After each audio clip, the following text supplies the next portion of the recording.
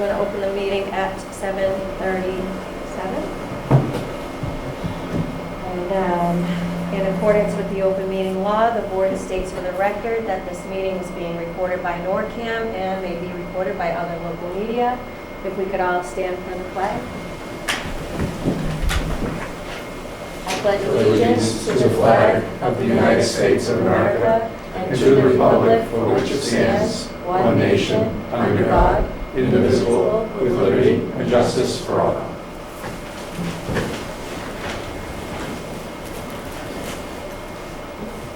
Welcome, everybody. Just so everyone knows, Mrs. Manupelli couldn't make it tonight. That's my bad. She said that she couldn't make it on the 8th and the meeting was scheduled, so she wasn't able to be there. So with that, we will go to board member reports. Mr. O'Leary. Other than Hillview projects are progressing, other than a little interruption with some snow. It's not a lot of work going on. A lot of work going on, and major work going on. That's a good thing. And again, appreciate the administration moving forward with those contracts and getting them facilitated so we'll be ready for the upcoming season. Other than that, I'm all set. Thank you. Mr. Wallner? Yep, the town should be aware that in their census that comes out, I think in a week or two, there will be a transportation and commission on disability survey inside there. It's a 4-pager, pretty easy to fill out. We're asking every home to fill it out, even if you're not affected by the things they're asking. So we're asking for full compliance, and it's hitting every household, so it'll be about 5,000 pieces, and you can return it back to your census eligible, so it doesn't add on extra postage. It can be included right with your census and included to right in there. Or you can go online and do it as well. So looking forward to finally having that being out there and then seeing the results being released. And the Forest Committee, I missed the meeting, but our consultant has come back with some initial information. I know you were there. And so we're continuing to make progress as far as that project is concerned. And that's to make the Swan Pond area more accessible to the town and make it known, and also mark the trails better than we've done in the past and create some sort of parking so people can access that, use a sort of valuable resource, a natural resource that we have, and actually in a way preserve the forest, because right now it's being run by quads and things of that nature. So if we were to take it back and put it back in the original condition of what it is. Those are my 2 new reports. We'll talk about recycling later. Yeah, that's on the agenda. Okay. Thank you. Mr. Studo? Also. All set? I have three workshops to talk about for the community impact team. And if you go on to the website for the community impact team, or I think you can access it on Facebook, probably Instagram, on social media sites. They have a workshop coming up, Noggins and Noodles. I don't see the date on that one, but if you go on the website, you'll see the flyer. That has to do with setting social media and digital boundaries for your kids, youth cognitive development, understanding how a noggin grows, strengthening bombardment, focusing on your child's strengths, and a lot of other things. We also have a workshop for setting social media and digital boundaries, youth cognitive development. There's a community naloxone training, which is also free. Strength bombardment workshop, mental health first aid for the youth. So obviously a lot of things going on with the community impact team, that if you access their website or the social media, you can get all that information. A lot of good things going on there. So that's all for me. Old and new business, everybody cover that? Anything? All good? All right, we're going to move right on. We're going to review the updated intersection design, which we had asked last meeting if we could have some changes made to the central and north website, so they have come back with some changes. Mr. Gilberto, did you? Thank you, Madam Chair, through you. We did upload today a copy of a slideshow that we'll run through now. I'm going to share my screen for the benefit of those in Zoom and for those here in the room. Thank you, Don. Is that too dark?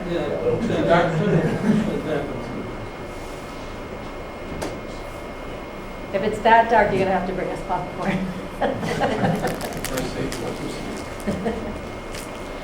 Okay. So you can just tell me when.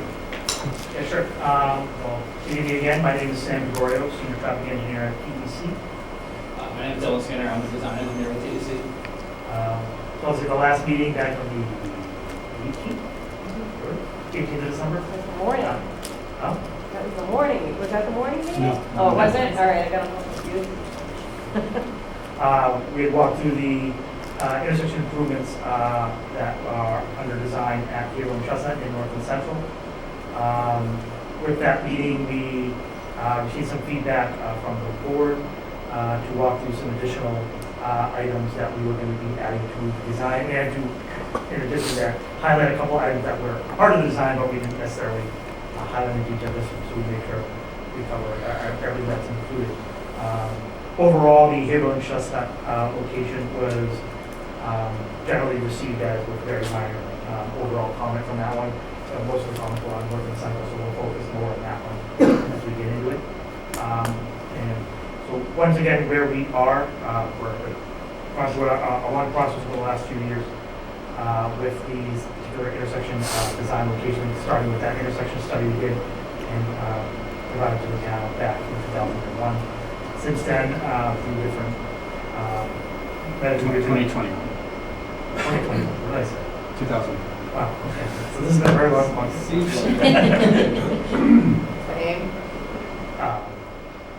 So where we are right now, again, in January 2024, at the end of this particular screen is advancing to that final plans specification estimate submission to the town, which will hopefully come in the next couple of weeks in order to put this out to bid to be started construction, which we'll get to a little bit later in the presentation. So, did you?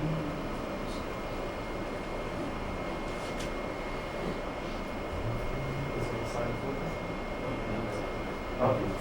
So starting at the intersection North and Central, sorry, I apologize, I just thought the wrong order of the slide in my head. The general project area is the focused on the intersection of North and Central, and to the east past Blue Park West, and to the west past Red Hill Road. So getting a little more into the details might be okay. So the slides were a little mixed up, but that's okay.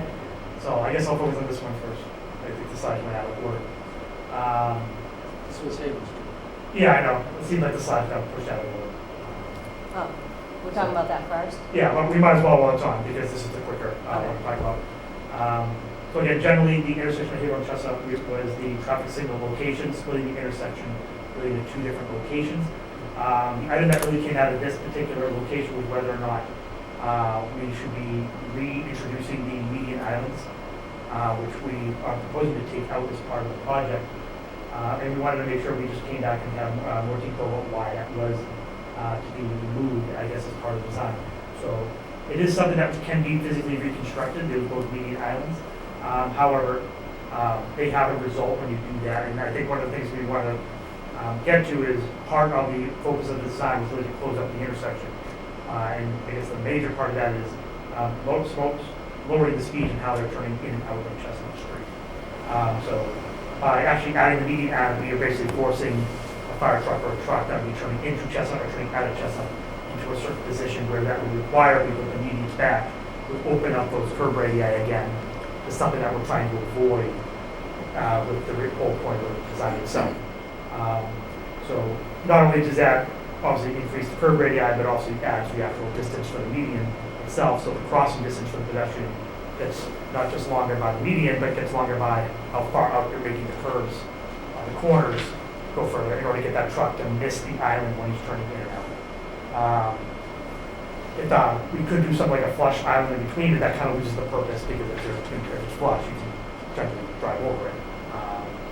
And then the other part of that is obviously anything vertical in the roadway such as that does impede plowing operations. So that's not the major factor on why we wouldn't do it, but the major factor is we're opening up the curb radii again, the corners. That kind of defeats the purpose of closing up the intersection, which is something we really wanted to do here. So that's just something we wanted to call back to and just provide more of the bullet point reasoning of why that was done the way it was. Michael? Thank you, Madam Chair, just to introduce the TEC. Just to clarify for everybody, right now, the intersection operates by folks stopping. There's a slight offset between both sides of Chestnut Street, and they sort of have to pick their opportunity to go depending upon oncoming traffic on Chestnut Street or on North Street, right? What you're proposing here with this design from the beginning has been to basically separate the interaction between Chestnut Street from the east and Chestnut Street from the west with North Street, right? So, excuse me, Haven Street. So, both of those incoming sides from Chestnut Street would not be traveling at the same time. It would be one side at a time. Yes. Is that correct? Thank you. On North Street, through traffic. North Street would go together. Main line road. Haven Street. Haven Street. Haven. Next time I won't zoom it out, I'll have it presented just on the page. And are we indicating lights there? Is that- Yeah, so I know obviously you weren't there for that long, so I apologize. The folks in this improvement would have we have a traffic signal going in, and then the two approaches to Chestnut are separated. So they'll have their green light, but they'll run separate from each other, unlike a normal side streets which are directly opposing. And that's just to make sure, even if they were still diagonal in the same alignment, we still separate them, the green, just because of the way the alignment is. In order to provide more separation, so to get people to force them to kind of make a left then right if they're staying from Chestnut. So Chestnut, which lowers the speed down tremendously in doing that. So that's one of the major aspects of that. And obviously, but the major improvement there is the traffic signal that's going. And that whole confusion of, like, when you're going to go across there right now, you don't know what anybody else is doing. Yeah, right. So, Are they going straight? Are they turning? It's a head fake. Everybody's kind of, yeah. yeah. So I think just taking that confusion out of it, everybody knows exactly what they're doing. So before we move on, I don't know if there's any questions. And what's the green indicate that's current? Is green Sorry, current? go ahead. The green shading is current, is that what it says? It's just new areas of where landscape would be because that's where the old roadway is. Okay. So it's a massive swath of pavement compared to us. So So the intersection, completely green. Gotcha, yeah. Okay. Got it. Anything, Mr. Studo? And again, it's going to be a significant enhancement to pedestrian, because Yeah. new sidewalk all the way down to everywhere. Heritage Way. And about 100 yards north on Haven Street is an entry lane to the Richardson Park. Right, right. So it's Oh, going to be much safer for pedestrians, and you can see more foot traffic. That's good. Okay. Certainly safe. The next slide would have been the one that had the stick figure line. We got past that one. We wanted to go through again the improvements at North and Central. So we did have discussions with the town over the last few weeks on the items that were presented in front of the board at that last meeting. These are a couple of things I just wanted to highlight. These are things that were part of the design originally, but just have obviously either we're not talking about or just wanted to re-highlight. There's a removal of a lot of the excess pavement at Ely Park. So there's a lot of extra asphalt out there right now. So just closing it up, I think we've been noting it as a realignment. The realignment itself is not really the feature. The feature is the fact that there's a lot less pavement. With a lot less pavement comes slower speeds. Mostly it's going to be for that westbound direction at that point, because they'll feel a lot more closed in than what they do now. That pavement lines out pretty good, and any excess pavement on any side of the roadway invites a higher traffic speed. We are also repositioning the stop lines on each of the approaches. This is something was happening before, we didn't mention really at the last meeting, but it was already occurring. So that's to move the stop lines closer from the position now, and obviously the stop sign moves with that. Can you do that? And then a couple of the other items we wanted to highlight, these are things that were discussed. So whether they were relocated from their position, we talked about last meeting, or added in. We are looking to do LED flashing warning signs on each of the Central Street approach. So right now there's static stop ahead signs, so those are the ones with stop sign and the arrow above it. One on each side of the roadway approaching North Street from each side. Each of them would get a new sign with that, but on those signs comes LED lights that would flash. We're looking into what can be done in terms of a radar device in those signs that would allow it to only flash, for instance, when a car is approaching. So we generally look static if there's no car, but if it's, in order to not be too wasteful of one electricity, but also a flashing that doesn't need any happening. There's a car approaches, the radar hits it, and it would start flashing at that certain distance that we've angled that radar at. Those radars are, for instance, the same ones you would see, and I know we're going to talk about the speed radar signs, the feedback signs. It's the same radar that's in those smaller radar systems. So those LEDs, and they'll be next slide is going to show. We're not at it yet. We'll show more close up of what those look like in terms of what the LEDs are. But on North Street itself, providing a radar feedback sign at the top of the hill, or past the top of the hill, past Red Hill, as they're approaching around the corner. We haven't shown the full picture, but that would be a little more west than what it's showing on this particular screen. We didn't want to necessarily zoom out more, so it gets hard to see where things are. We zoom out more. As you approach the crest of the hill, you would have intersection warning signs. Again, these would have the same LED flashers on it, with the same, again, looking into the radar system that goes with them in order to have them light up as cars are only approaching. And then another radar feedback sign at the bottom of the hill, angled up, so you'd be first measuring the car right when it hits the crest of the hill. So as people start taking a speed coming down from the crest, the second warning basically of how fast the warnings are coming down. In the other direction, we were discussed putting a radar speeder sign. This is right kind of in the open pavement area where Newly Park is now, where we are proposing obviously there'll be new grass in this area. That's where that was sort of catching people as they would come around the curve and now approaching the hill before they start going uphill, which naturally themselves will slow them down, but before they get to the intersection, a feature to help them slow down. A couple other things that are happening that we didn't necessarily discuss the last meeting was on the southwest corner. There's a large uphill quickly into the house. So I don't know the exact rate, but it's pretty steep going up there. So what we're going to do is we're up to the point of the property line, which is actually pretty far off the roadway right there, is regrade that whole entire corner to open up the sight line more, looking up the hill. There's also I believe, and I think it might be on the next slide, we can come back to this one and point out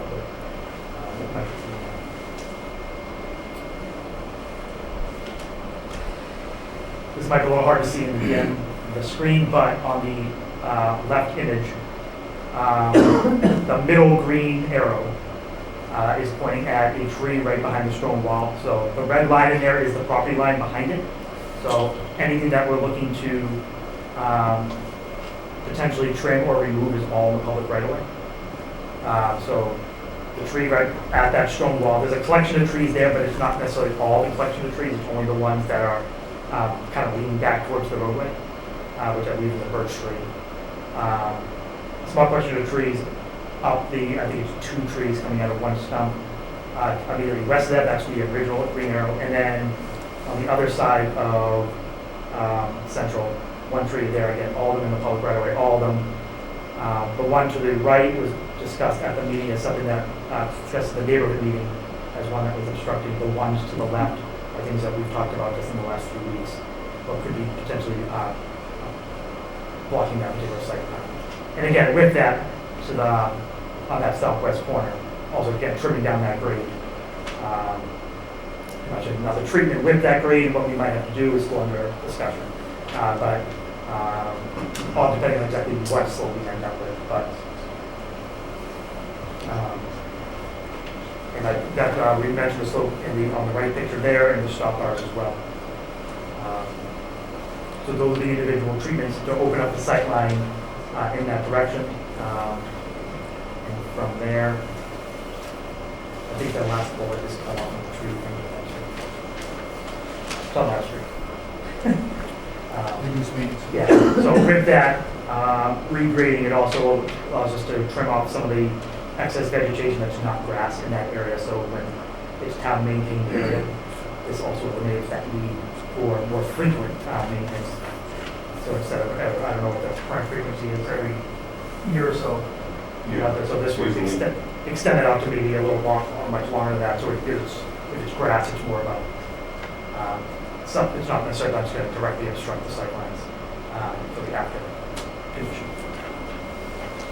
And then, again, something else that has been from the side of something was already part of the plan set is there is a flasher overhead at this location. We'd be looking to keep that. Each of the individual LEDs would be repositioned on the wire that's crossing in order to face the exact location from a certain distance up the hill or down the hill, depending on which direction you're coming, with backplates on them, reflective backplates, which should allow them to stand out a lot more as you're coming down the hill or up the hill. So it's not something that's kind of hidden in the tree line as you're driving by.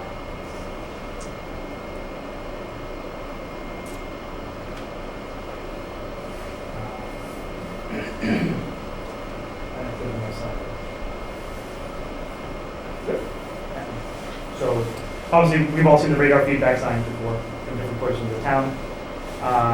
Yeah, looking for the two in the eastbound direction, one in the westbound. We've discussed with the town, they prefer to have AC powered for these instead of solar. Although you do have plenty of utility poles to get these things to out in this location, that shouldn't be really an issue. The solar, it's really going to be, even if you want to do solar, it'd be really hard in this location, there's a lot of trees. They kind of lose their effectiveness for but what these also do is allow us, these can record data. Doesn't record who, doesn't record how, it just records the speed as you go by. So with that ability, we can monitor the speeds directly from the, it's a download kind of thing, you have to go to it, download the data, bring it back, and then you can decipher what's the speed doing, what days it, what time of days. Has the speed radar signs actually helped?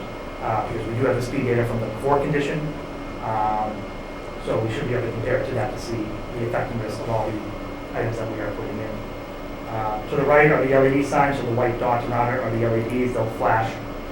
Again, upon we're looking into what brands allow us to add the radar component to it. The radar would be similar to what you have those feedback signs. So they only really would go as the car is approaching, and then it would just turn off if they're, so at night they're not so constantly blinking, for instance. That's things we want to get away from. With the residents. Yeah. So, similarly, AC powered, just like the radar feedback sign, you get plenty of poles to do it. And these would be, depending on the type of sign, obviously would be the intersection sign on North Street, would be the stop head sign on Central, but placed on all four legs in the approach to the intersection. And then, we need the next slide. So from here, again, we'll go back to the question, obviously, but where we are right now is hopefully be closed up, start the bidding process later this month, going to February, where we can work with contractors later in February, maybe into early March, allowing us to move towards the construction of June. We could start the construction earlier, obviously, but we're trying to wait for school to be out. So it's not, like, that's really the critical time of school being out. We don't want to interrupt the full process. But major construction for that ending at the end of the summer too. So before school starts, there might be things that lag into, especially for instance, grass growth, if we're replacing grass. Usually we want to lead time to certain things. But that's generally the timeline of where we are right now. And I believe the next slide should be budget slides. But yeah, from there, I'm going to open it up to discuss the things we talked about. Okay. Questions? Comments? Mr. O'Leary? First first comment is on the EV radar speeds feedback sign number 2, that's after the intersection? Yes. It's heading eastbound? Yeah, so the first one would be, it's shown kind of right on Red Hill, but it would actually be a little further west than that. It's just for that particular, we didn't want to zoom out more, otherwise it's hard to see other things that we do. But it'd probably be somewhat, maybe 100 feet or 150 feet beyond Red Hill up the road. And then the other one would be positioned. That would be right near the corner, across from the Hillview Function Hall, and right after the nursing home. Yeah, in other words, it'd be east of the nursing home, so you're coming around a blind corner, and this thing's gonna be flashing at you all of a sudden, you come around the corner, whatever rate of speed it is. So, that's something. I'm trying to figure out what purpose the second sign is going to be doing to control the flow of traffic through that intersection heading eastbound. They're already through. From, the sign would be positioned at a point just beyond the intersection. So the focus of where the radar is in that would be basically the crest of it, so on the other side of the intersection. So right as you come over the crest is when you would see the sign. So as you start picking up speed going downhill naturally, whether you're trying to speed or not, the hill itself is going to pick up speed. That sign is now visible from that point. Nobody showing the speed you're going as you cross the crest. It's my belief that most of the people that travel Miller Street are frequent flyers, because they come through there all the time. They use it as a mode, that's their route, or that's their shortcut, or that's their cut through. Let's go back to the traffic calming that you didn't like, the speed cushions. Why not? I think Other than the fire department doesn't like it. Other than that. Oh, I know. so the type of roadway that NORCAM is, which is a collector roadway, which generally functions more than a collector roadway, so, or not know what that would mean. 3 usual stages of roadway that we have in the town, local, collector, arterial. So different traffic calming devices utilize on different roadways. So typically we could do something like speed pushing, speed bumps, or that particular nature on a collector roadway. North Street is a one side of town to one side of town roadway is carrying a lot of traffic. So it's a lot of volume forced to go over the cushion in that sense. With that, they themselves don't necessarily slow down people to a crawl, if that's what everybody's looking for, versus the 20 or 25, because they're more made to glide over. Unlike a speed bump where you also hear it's an abrupt. So with that,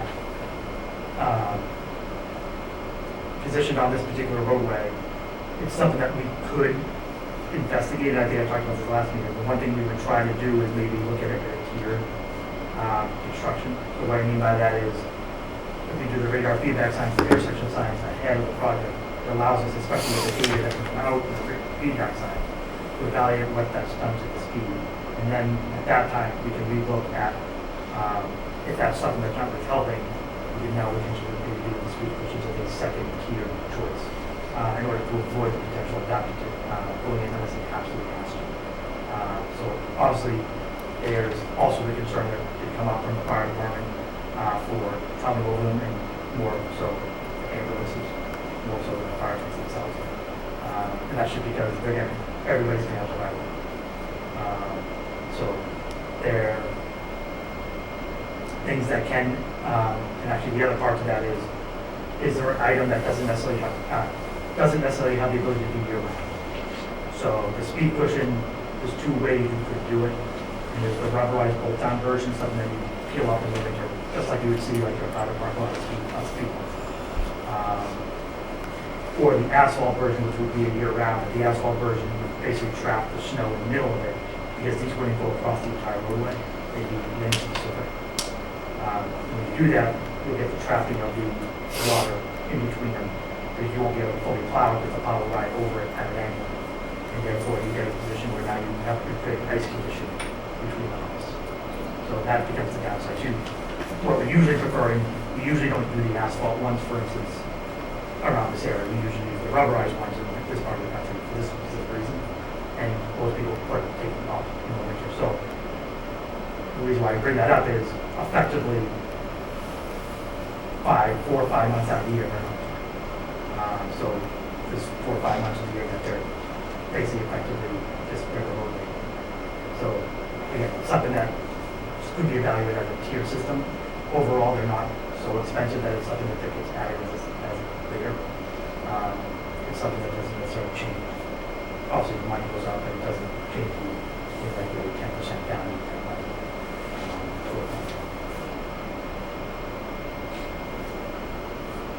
I've been more cognizant of them in this discussion. And, some of those in South Boston, some of those in Somerville, some of those in, just since our last meeting, I've probably got over a dozen speed pushes. Some of them, particularly some of them, on roadways that carry far more traffic than North Street. What they actually have as a traffic kind of mechanism through these areas. It seemed to be pretty effective. I haven't seen the snow or ice collected. And they're asphalt too, so they year round, not the take up. Getting back to the previous comment, Mr. Mayor probably isn't here this evening, but she made a good comment in relation to what we proposed the last meeting. What have we done to really address the intersection? And we're proposing to spend a lot of money here. How effective are these EV radar speed feedback signs? Truly, I don't know. I mean, I see them sometimes when I get over 1 year. Tell me what my speed is, and some of them tell me to slow down, right? I don't know if these are the same proposals that slow down. Yeah, you can make a statement kind of whatever you want. Yeah, okay, but, I mean, some of them tell me to slow down, like the one on Central Street once in a while. And others just give me the speed. I don't even know what the speed limit is. It's telling me to do 28, 25, whatever it is.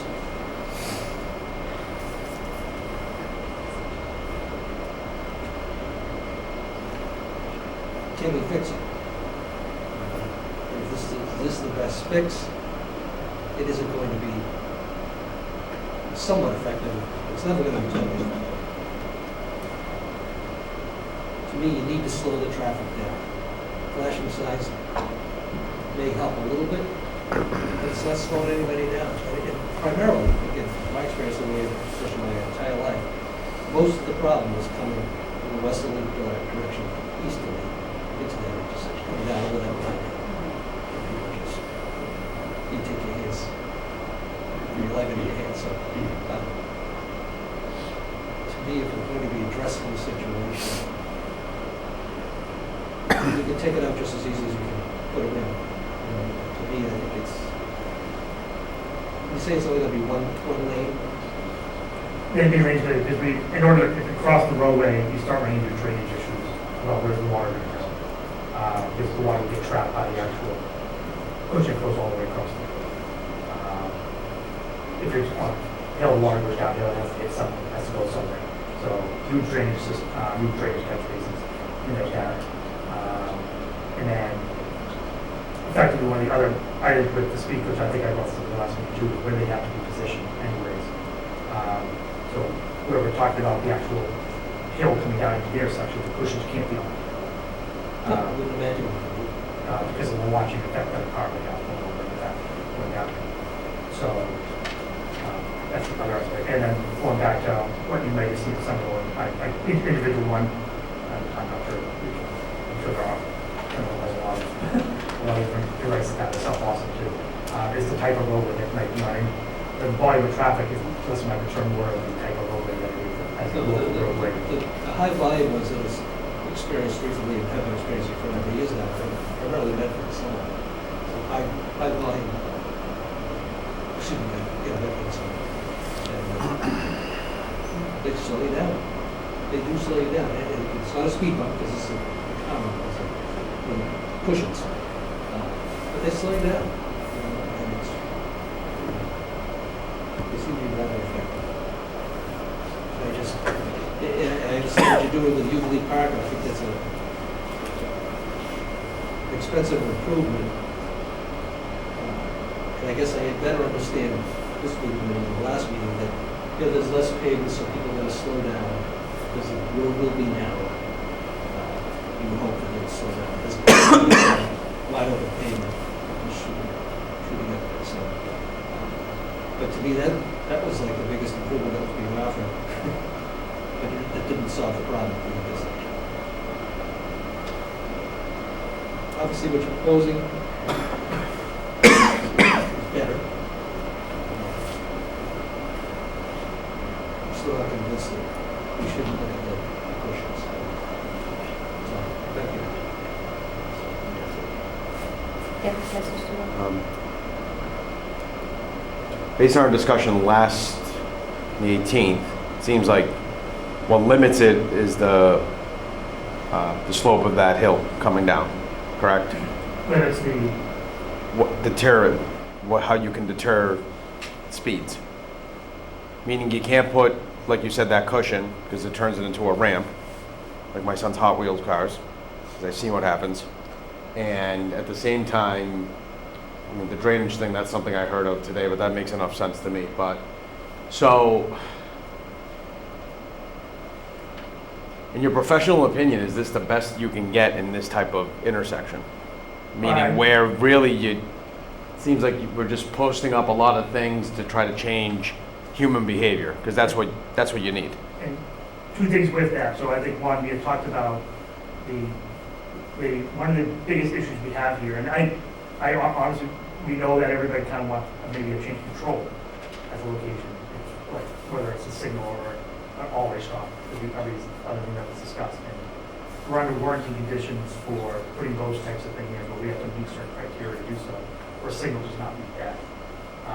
And an always stop, which does meet, however, by putting a stop sign on north, coming down the hill, there's not enough sight line from the crest of the hill to that point for a car to be able to stop if someone stopped at the stop. I think we all would agree. Yeah. So, well, I bring that up because, Yeah. why I bring that up is, I think one of the things that we had talked about is, I mean, the ultimate solution would be to, cut down the entire hill on North Street. Yeah. But we're financially limited to what we can possibly do there with the drop off from the golf course, the uphill and all of the houses. So where we've tried to come into this is provide something that's generally feasible without also providing something that's gonna make people just not, like, I guess the way we put it is, if we put 20 more things in to try to slow someone down, all of them start getting ignored.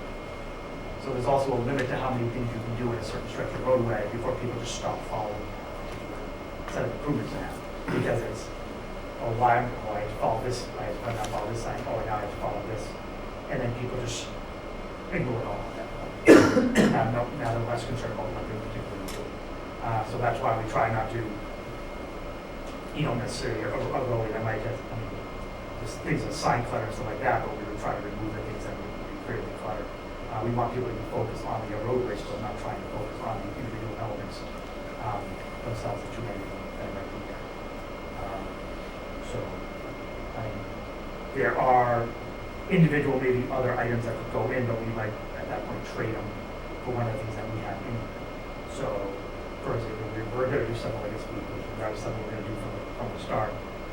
Some of these things would no longer be there. So it's, we don't want to also inundate people with too many things that they have to start looking for and start trying to see, because that takes their focus on what they should be doing, is actually driving the road. So, and at that point, again, it's something that we were talking about with the speed cushion, if we did do them, they'd be at positions where it's actually going to stop people from speeding down that hill, because if they have to be well before the hill, they're going to hit the hill after, and at that point they just take the speed. And it didn't fix the intersection itself, intersection location itself. I think that's one of the things we tried to discuss the last meeting as well. Mr. Swift? Awesome, thank you. I have a question. Did we have data on what actually is the biggest cause of accidents? And maybe Lieutenant, maybe you would have some insight to that? So like, Is it the people coming out of North Street? Is it more central? Is it, you know, what actually is the biggest cause of accidents?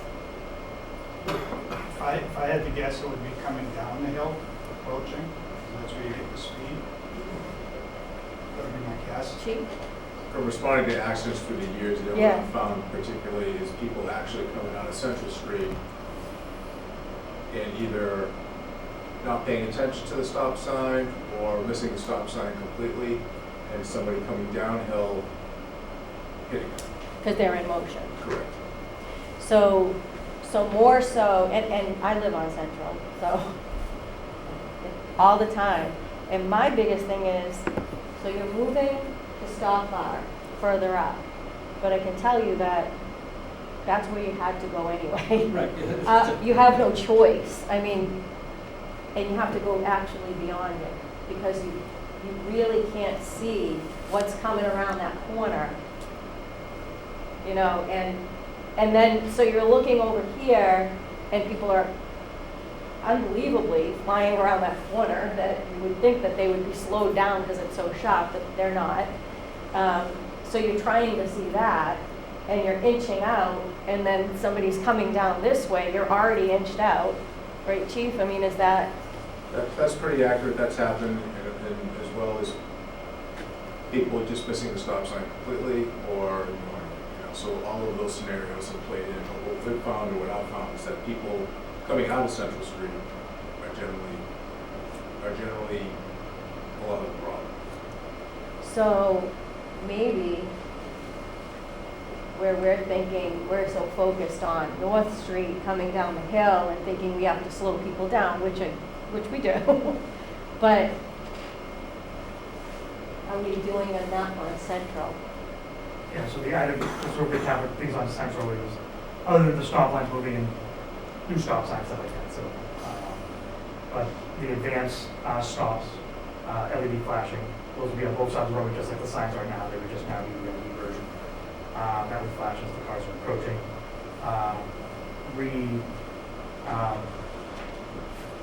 Refocusing the LEDs that are overhead on the overhead flasher right at the intersection to actually make sure they face that distance down the road as supposed to. It's not that they didn't when they first went installed, but it's, you know, time, in years, things move, wind, and all that kind of stuff. Reposition. Just on that one, I know when it's coming on north, you see that overhead. I can't remember if you're seeing it when you're on Central. Is it just That might be facing the problem. north? Yeah, So, I think it's only facing North Street. I believe it's up to the other ends. So, but we would reposition so you can actually see them from the approach where you should be seeing. So now you're gonna have LED stop signs. So LED before. LED before. The flashers as the flasher is, it's just that, As you're so approaching. now it's just. But you'll see it. It's repositioned so it's actually visible from down the approach with a backplate, basically block on anything like solar glare, and to distinguish it from, I mean, again, this wasn't maybe an issue when it was first put in, but over time, things fade. Even if it is an LED, which faded, but if you take incandescent, it definitely did. It starts, sometimes it's, unless you're in the middle of the night where it's pitch black and you can see the light comparatively, in the middle of the day, it just kind of blends into the trees at that point. So providing that backplate to basically distinguish it from anything that's behind it color-wise. So it's more visible from further down the approach. And then, again, for at least the northbound on Central, which I believe is the bigger of the concerns, is, again, that regrading on the corner in either trimming or shaded trees, depending on what's exactly in the sight line. And that'll be like a branch by branch thing if we just, but that being said, it's all in the public right of way to pave. Other than, and then regrading that in order to make it, the sight line open on that corner a little bit more. So it's not just necessarily at the stop line that you're looking, but you're actually looking at the view a little further out, and are inching out from what I'll call the original stop line position. So at least you get a couple more seconds of what's happening on the approach, even though it's not the stopped location which you might already have that view of the road. But again, that itself is not the restriction to the sight line, the crest of the hill is. So that comes back to the original ones. Like, Yeah. There's only, you can only push the sight line as much as you can to get to the crest. But once you get beyond the crest, out of your, and unfortunately, it's not that far from the intersection, which is really. One more question, Chief, for you. What is it that you don't like about the speed cushion? I'm fundamentally opposed to anything that's going to slow down our response times across town. So while I know that they mentioned that you can glide over them, that may be the case. I think it's a lot more, to Mr. O'Leary's point, I think it's a lot more important in a community that only has one fire station as opposed to a city that has several responding in different areas. And they can overcome some of those obstacles by multiple resources. I think that factors into why I don't like, why I don't want to see it. I think that the patient in the back of the ambulance might feel discomfort. I don't know. I do know, Mr. O'Leary, to his point, we have seen them in Malden, I've experienced them, but I think they've actually removed them from the area that I know about anyways. So those are my biggest reasons. Okay. Thank you. Yes, Mr. Studo. So, and Chief Stats, this is to you as well, whoever can answer it. So you mentioned that you see that a lot of accidents there are moving violations, so to speak. Blowing past a stop sign, rolling, stop, whatever, what have you. My question is, do we have any data on how much is human error? I guess it's all human error, but how much is a blatant, disregard of, the stop sign? Because if that's the case, I mean, we could hire a clown to hold a red stop sign, and it's still not going to do anything. So that's what I'm trying to say is, again, that Malden has a lot of slope hills going down like this and heavily traveled. Nothing has worked. They've debated it for decades. You see it up north a lot more. And where the speed limits are 50, 60, where all of a sudden it looks like a double black diamond going like this. So that's what I'm saying is that if a lot of the accidents are because of moving violations coming out of Central, I just don't know how you remedy that. That is human behavior. I've said it about 8 times since we started talking about this. So I just want to know if we have an answer to that. Yeah, I mean, we as part of the original study, and now we added data, but I mean, for the purpose of the study and where we came to the design, we did collect the crash reports that were available for the location. And I don't know off the top of my head, so I can't decide right now, but from there I will say that although you have that data, you're also relying on the fact that crash report was created after the crash happened by 2 parties who are trying not to be found at fault. So the amount of data, you can get some good data from them. You can't necessarily always get the actual root cause. You might get a failure to yield right away, which is the person blowing the stop sign. But why they did it is not going to be part of that report. And that's unfortunate, but it's the nature of you're talking to the people who were involved with the crash who are going to try to give up And the farm. Mr. Studo, I'm not sure that people are purposely, I mean, I'm sure they're here and there, you probably get someone who's maybe under the influence and not paying attention or on their phone or, whatever. But I think for the most part, if they don't know the area, they don't know that there's a stop sign there.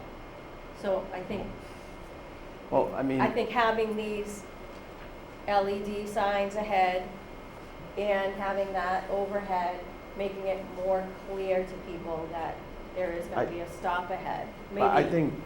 I agree. I think it's going to work, but in general, I think honestly we give out, licenses too easily, but that's a whole different thing. But let's not have that conversation. But it's not that. But what I'm saying is that you just brought up a point that people don't know from the area don't know it. Yeah.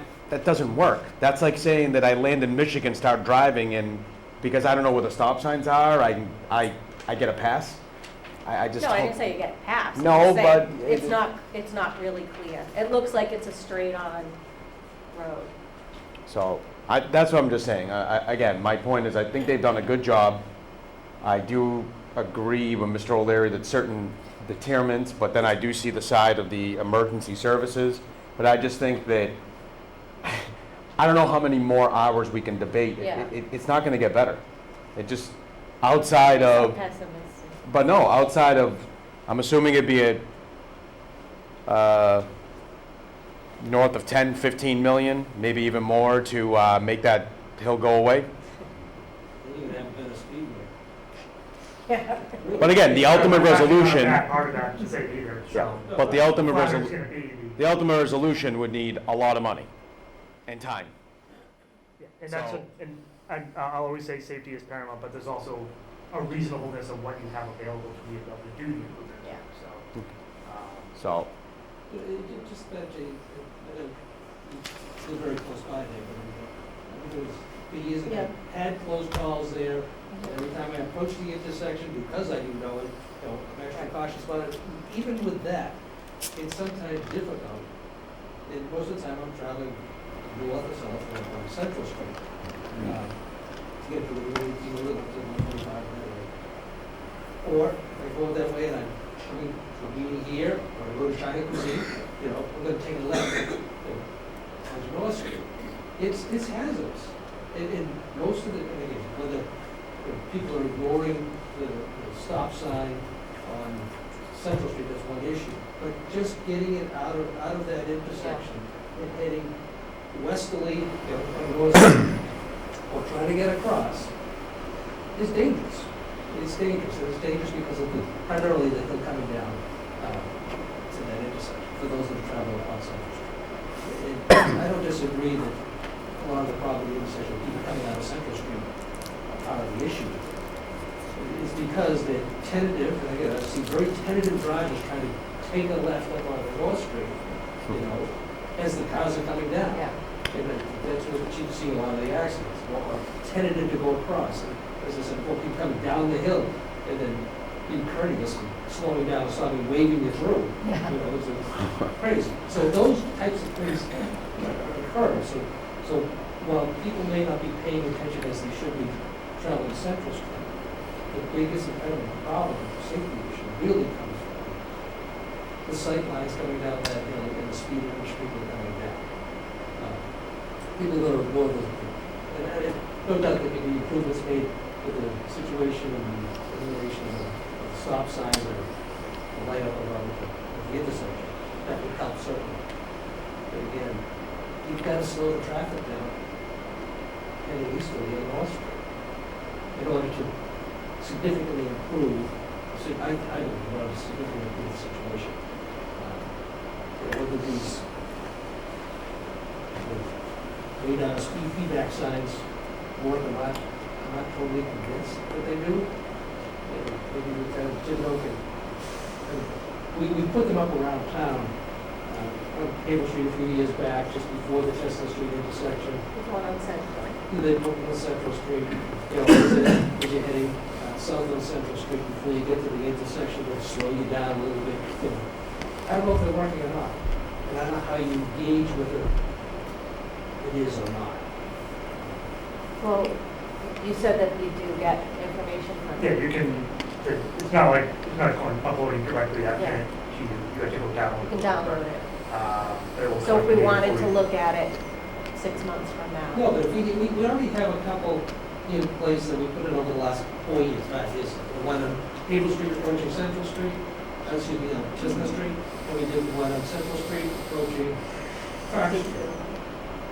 Have we even looked at the data to see if it really is working? I don't know. If we can look at that type of data, that would be important to have. Do those have that If we're gonna make technology? this investment in these intersections, we were talking about putting 3 of these up. Do they actually slow the traffic down? We say we can download the data, but we know what the data was before, as far as the speakers. And now with this new signalization, we download the data and see if people slow down. Yes, no? So I would say, first off, you can buy it to do that. It doesn't mean that everyone has that capability at the moment, so I'm just saying. So Okay, I don't necessarily know how the one in North Reading are. Yeah, we might not have that. But in general, the reason why they are used actually quite frequently in in the locations they are is because they are seen to work. And they are seen to slow people down. Otherwise, towns wouldn't be investing in putting them up in locations. They've been out here now for a long enough period where if it wasn't actually something that was slowing the speed down, people would stop investing in actually purchasing it because they wanted to try something else. So it is something that's actually being still utilized a lot by a lot of towns who do see it as something that actually slows down the speeds. Now, once you get by the sign, once you get different questions, you go through things again. Location is everything on a long one. So if they're not using a location where you're actually looking at, you slow someone down, they're just like on a straightaway. That's quite wide. They're telling someone to drive, 30 miles an hour, working that with, even though the speed limit might be 30, but it's generally seen as a roadway that could be like a 40 roadway and drive comfortably without hesitation. And people would obviously drive faster, but it's all about where you're going to put them, the locations that are actually seen as locations where you should be slowing down. Hills, curves, roadways, basically roadways that aren't just outright straightaways, which is where you usually do get a lot of your biggest speed problems, although there's not a lot. The best way to describe it is if you're driving down the roadway, you're not necessarily looking for a spot on there. If you're trying to focus on the roadway, you don't even know half the time that you might be over.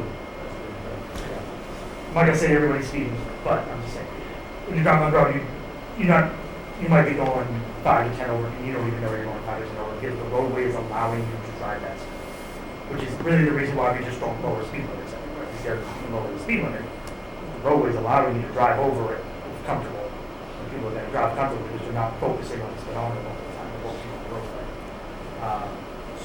Which is why, again, why putting these on straightaways is usually not the best approach, but that's not what we're trying to do here. We're trying to put it on locations where people are already trying to feel in general.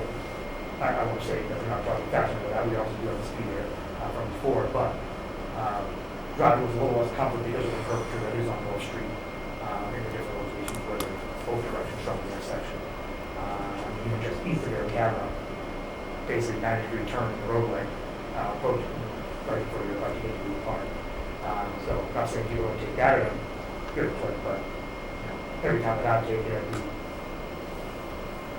a couple thousand times now, just in the last couple of months.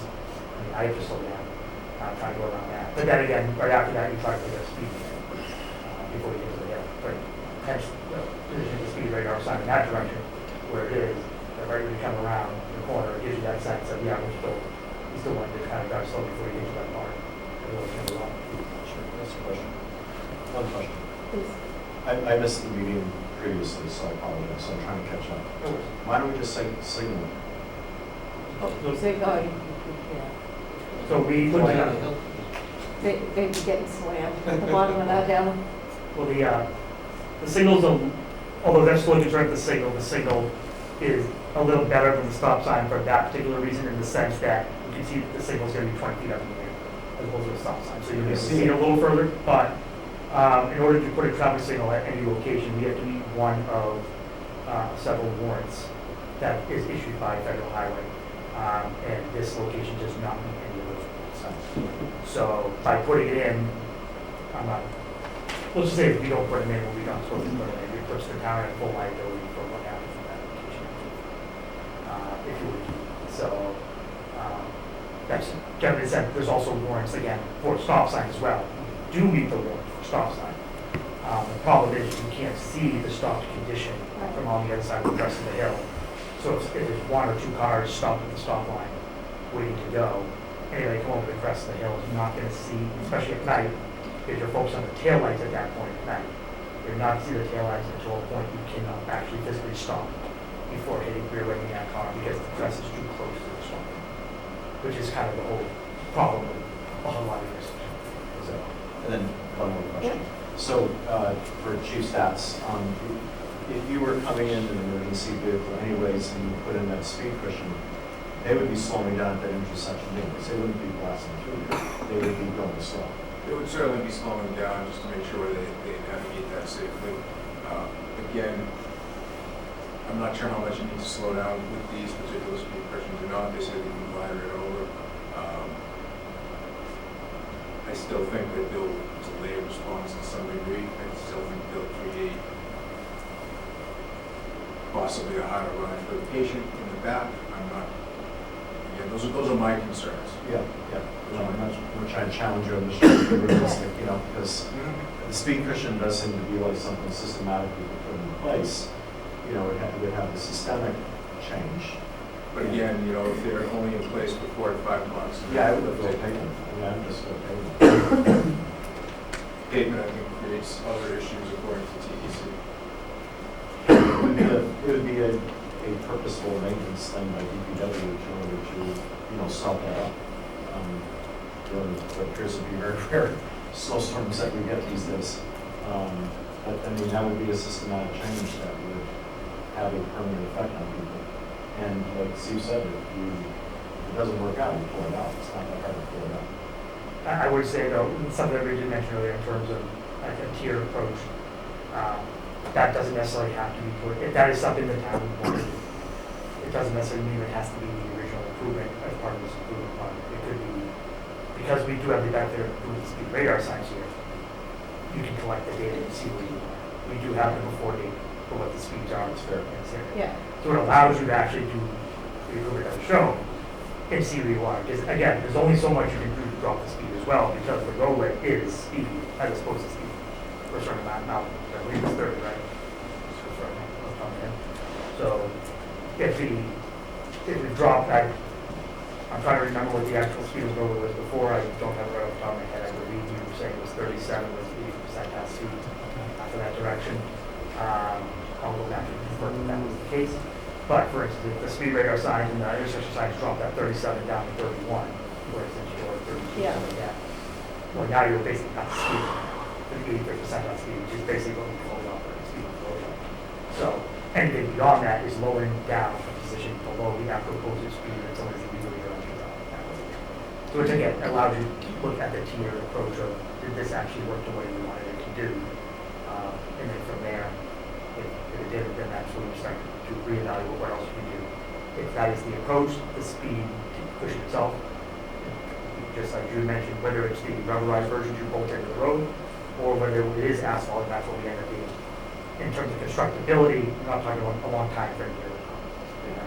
Pretty quick. So it could be done where we start the construction, say in June.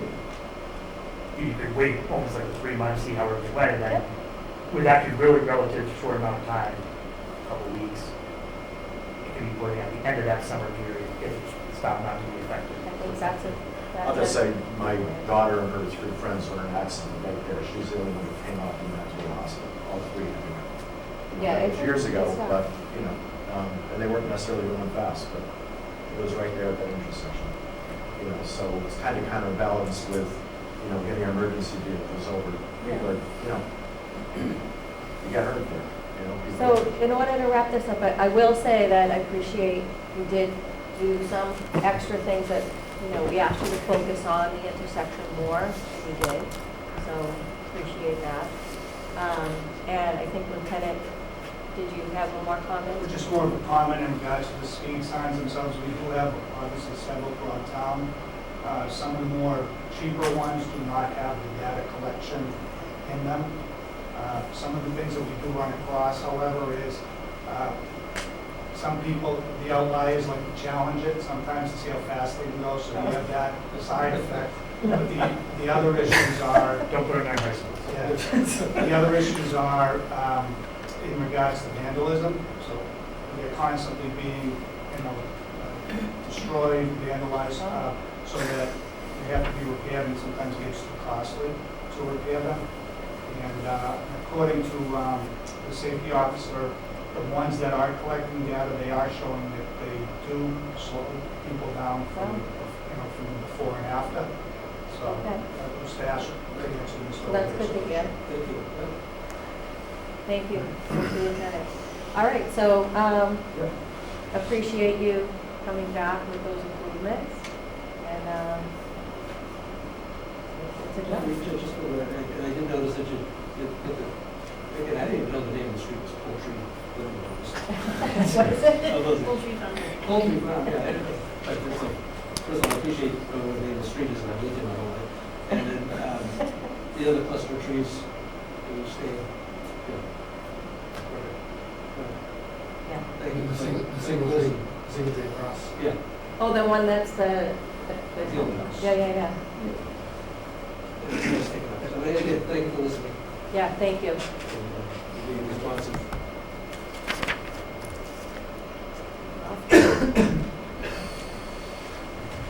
So, never like, so you're looking for us to go like this? We're looking for some feedback, which we received, and we're ready to go out to this project. And our next agenda item is 1 Central. Madam Chair, we're having a problem with the internet connection in the room. I believe we're still broadcasting via Zoom. I know we got a comment that there may have been a problem with the NORCAM broadcast. NORCAM, do you believe you're broadcasting live at this point? I think we're frozen too, but I'm working on it. Think it has any? I'm going to try to see if we can continue through the Zoom. It looks like it is working. I'm just going to have to... Mr. Strudel, did you? Is there a power issue? Because there's brownouts in a couple places in town by North Street. I've not heard of the power issue yet. I don't know if you guys have anything yet. You can check. I didn't notice a footprint here.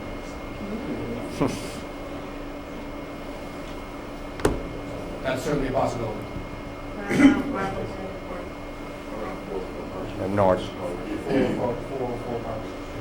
So yes, there's some sort of power issue going on.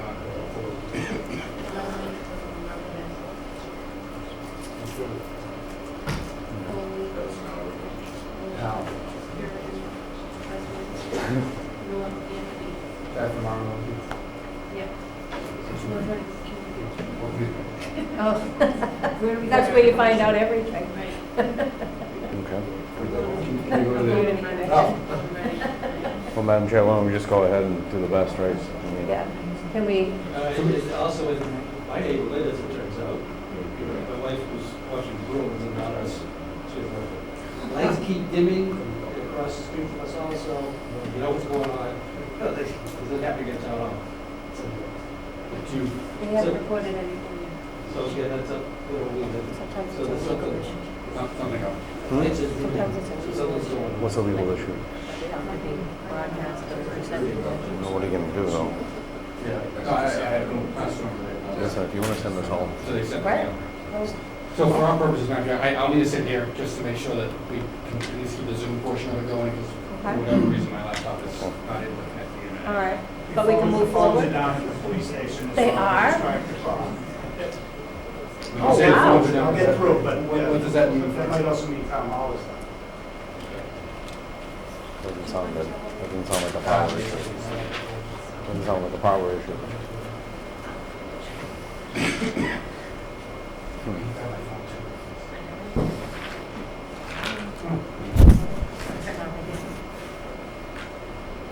Okay, so Madam Chair, through you, I believe we're at 1 Central Street? We are. Is that correct?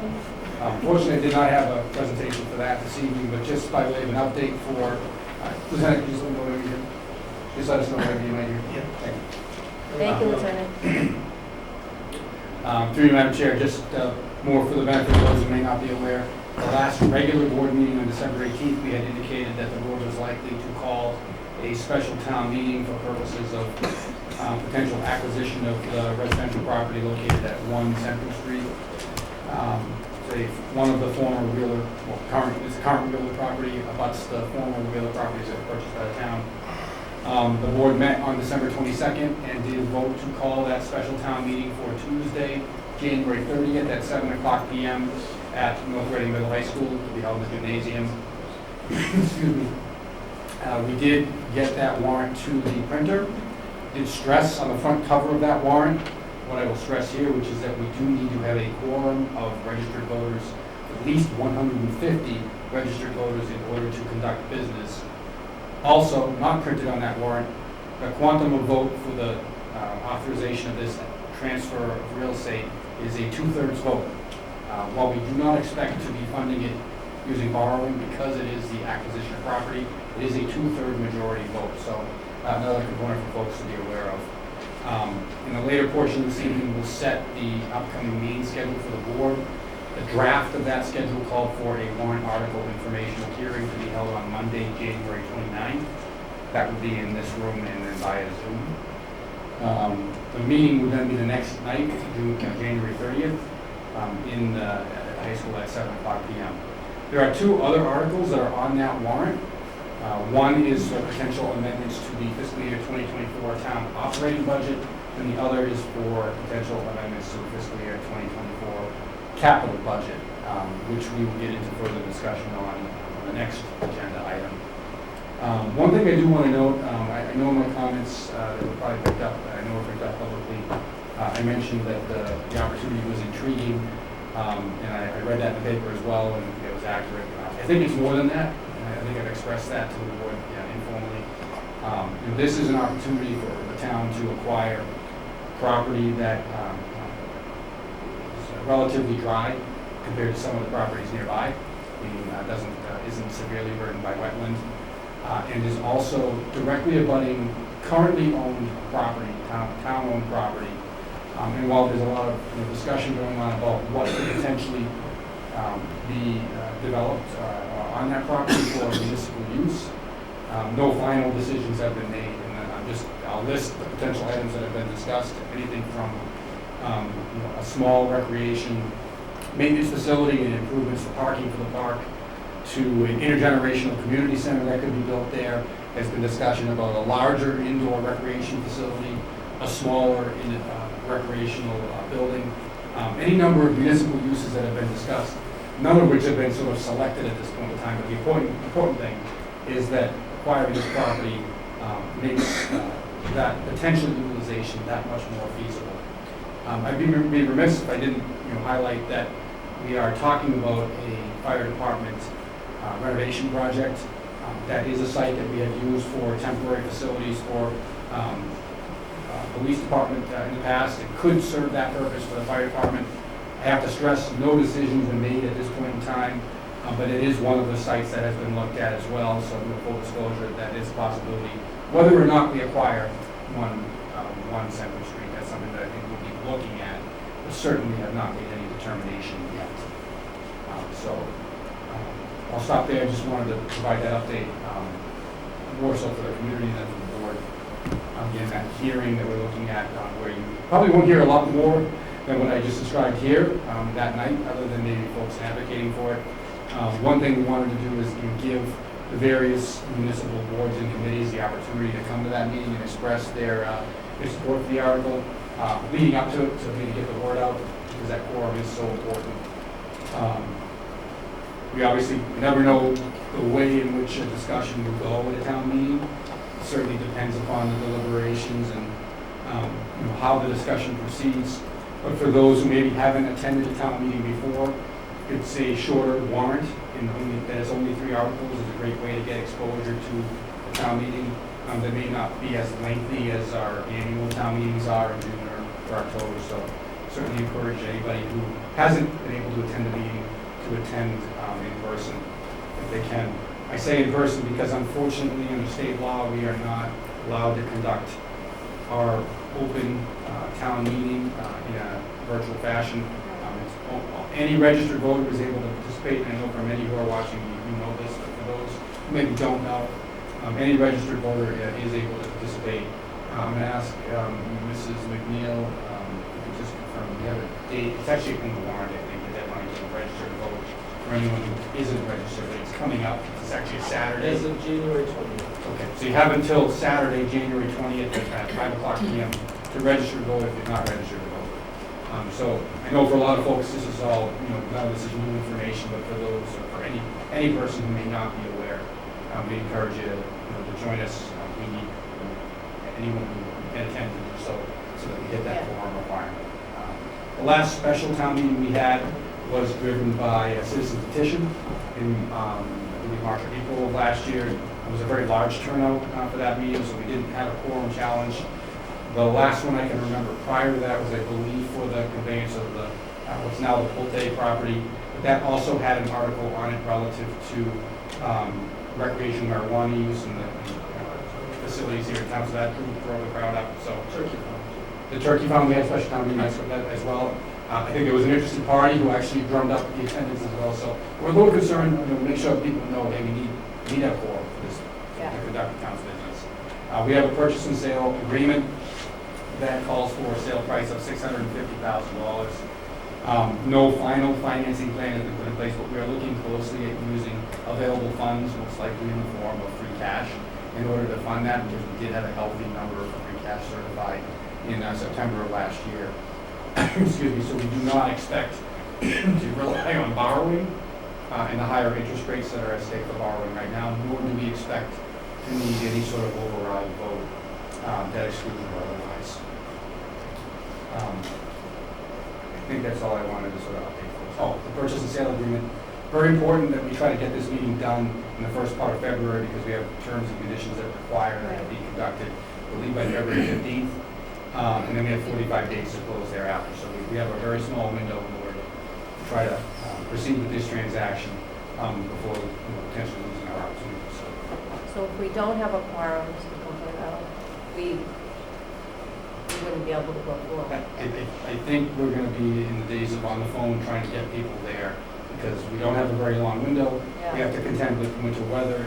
We're hoping that the weather works out. We're going to try to work with the schools to find that backup date, but there were not many dates on the calendar. And in fact, there may not be great options for that if it comes to that. So we're really going to try to proceed with having this meeting that night if we can. Otherwise, we need to try to quickly find another date. Meeting would be recessed. What did we give out at the vaccine clinics to get people to come? At McDonald's one gave clinic, certificates. There were a variety of things, yes. At one clinic, there were a variety of things. Well, So- maybe we could get creative. Come on out to the town meeting. All right. Is that on? Oh, Did you want an update on power? oh, please, yes. So, Go for it. according to the police dispatch, there's widespread outages, they're getting slammed with calls. They believe it's originating possibly from the Wilmington area. Wilmington's aware, Reading Line is aware of it, and they're trying to find out the source of it. Is it icy? Did it get cold? It is slippery. It was on right here. I'm not aware of any accidents that would have caused it. We have a report of a transformer problem on the back of the end of the road. Okay, So we're going to check it out right now. okay, thank you. All right. Mr. Gilberto, was that all with? On that That topic, update? it is, yes. Okay, so you heard it here. Bring a friend. It's a special town meeting. And capital project funding. Move on to that. Sure. Madam Chair, we had put a spreadsheet in the meeting folder. I'm going to pass out an updated version Okay. of that spreadsheet, or this is McNeil's spreadsheet. We'll pass that out, and I'll try to put it up on the screen now if I can.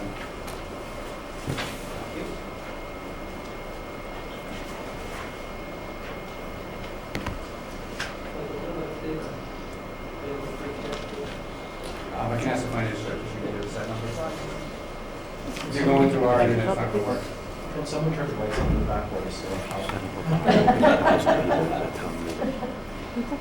Can we at least? Oh, I'm sorry. I'm sorry, I didn't know you were going to go. I thought you were So saying- I will say, I mentioned that we're working, in a previous meeting, I mentioned that we're working on improvements in the meeting. One of them is this projector, be brighter, so we don't have to go through this exercise. So that's in works. Let's do it. Audience participation. I know it's going to help you some.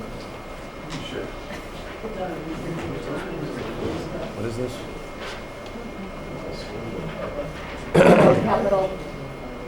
So, Madam Chair, through you. Sure. So we finance the fire station design phase. Yeah. It's short Right. 350. North Central Street. So the short of Ms. Oh, I got it. Gilberto? I see it's a supplement. I got it. So, Madam Chair, through you, we tried to put on in writing what we talked about verbally at the last meeting. I know there was a lot of question and lengthy discussion, and I suspect the board may not feel it's in a position to proceed this evening because the full membership is not here as well. And I recognize the difficult conversations that we had to have with regard to the American Rescue Act funding.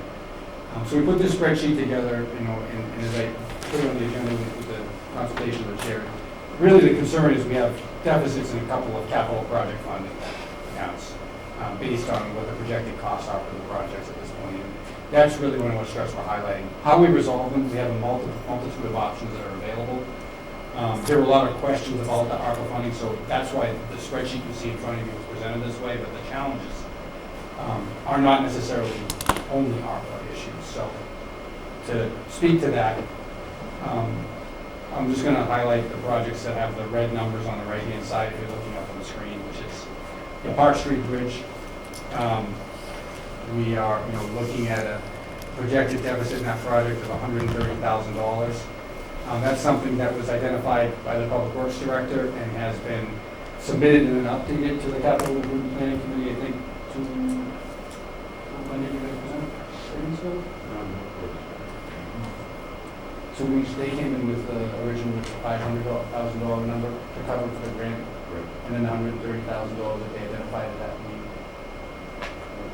Okay, so we can go through it, but regardless, there's a shortfall that we're projecting.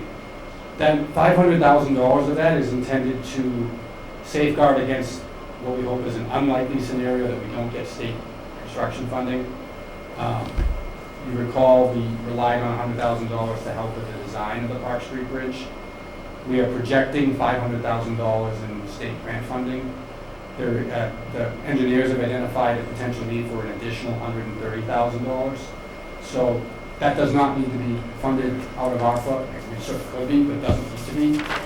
It is already pending as a capital request in the amount of $500,000, updated by DPW to $630,000. So that's one area that we're looking at and are concerned about. Again, $1.4 million in ARPA funding being utilized for that project as well. I'm going to move down to the fire station design development, which the DPW director is projecting a shortfall of $250,000, something we brought up at the December 18th meeting. I have a couple of slides that we can go through that can provide further detail on that project. And then finally, the North and Central Street intersection design and construction. In the last meeting, we identified that bond council had said the $133,000 in previously authorized borrowing that we were reallocating for this project at June town meeting. Bond council at the end of November, beginning of December, indicated to us that the borrowing terms were not going to allow us to reuse that funding for that purpose. So on the 18th, December 18th, we were here talking about a $133,000 shortfall. The DPW director and I have talked. You saw in the presentation earlier the adjustments that are being proposed to the southwest corner of North and Central Street at the intersection. We talked about the blind spot that's created by the hill. We're not talking about the road, we're talking about the berm on the corner. We're requesting an additional $50,000 in addition to the $133,000 we needed to adjust for because of the borrowing concern, in order to make sure we have funding to do that work. We feel like the board had indicated, rightfully so, that we needed to do more on that direct intersection. We identified this as something that could be done within the existing right-of-way. It's more extensive construction than was originally projected, going back to 2021, but probably well worth our planning for. Again, these are not contract numbers. These are only cost projections for this work based upon what the engineers know to date. The same is true for Haverhill and Chestnut. We are optimistic we'll be able to fund with what's available, but again, we don't know until we actually know. Yes, I think the board is well aware. And then finally, I just highlighted, right now, we're projecting that there would be a surplus for the town center, downtown sewer project in the amount of $286,784, based upon a plan that would rely more on the utilization of grinder pumps than full-on force main construction for the single pump station. So that's, the board asked for an update on ARPA. We're trying to present that. Not necessarily saying we need to make a move within ARPA at this point in time, because you do have a special town meeting coming up on January 30th. Obviously, I think one thing that I would suggest the board consider when it comes to the fire station is that we did have that project funded outside of a town meeting vote in the amount of $785,000. certainly can bring the shortfall if the board is so willing and desires to town meeting, but it's just going to obviously depend upon the will of town meeting. So I try to summarize down on the bottom, a few lines, the projects with the issues, the ones I just identified, and the recommendation. And as I stated, additional engineering costs for Park Creek Bridge were submitted for fiscal year 2025 capital to be funded in June 2024. The fire station design development phase of $250,000. Again, this is caused by the state required ordinance project manager requirement not being included in the requested amount, and additional design expenses. And I have some detail I'd like to go through on that just to give you some more information. The options are to either reduce the town center sewer or to fund it at the January 2024 special town meeting. Similarly, for North Street design and construction, $183,000 shortfall. You could either reduce the town center allocation or fund it at January 2024 special town meeting. So I don't know if it makes sense to go into the fire station at this point, or Are those decisions we have to make tonight? not necessarily. I think what will happen is the finance director and I will submit the information to the capital improvement planning committee for its consideration as well. She had already asked departments to submit any areas where there might be shortfalls in the information. Really didn't materialize, it didn't materialize until the end of last week. So we'll do that. Excuse me.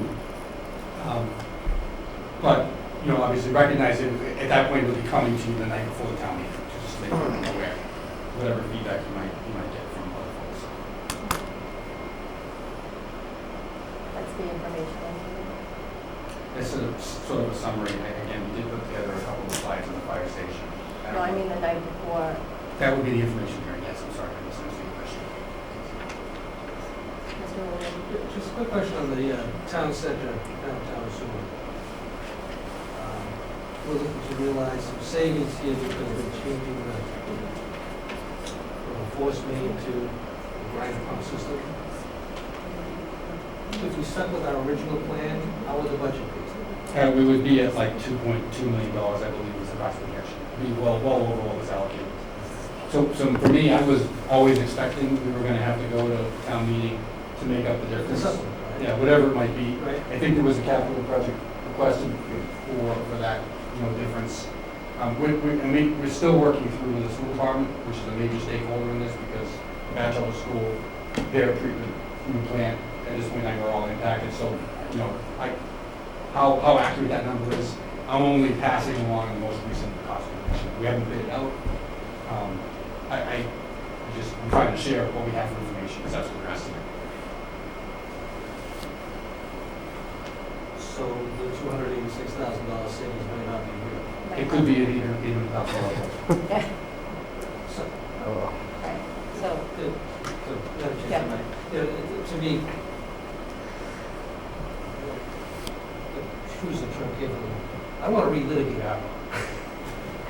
I don't either. I think you come to a good sort of compromise. yeah, And we spent a lot of we time. spent a lot of time on it. I think so. To me, you know, the two shortfalls, immediate shortfalls that we have to address, which is the fire station design development and on 11 Central Street.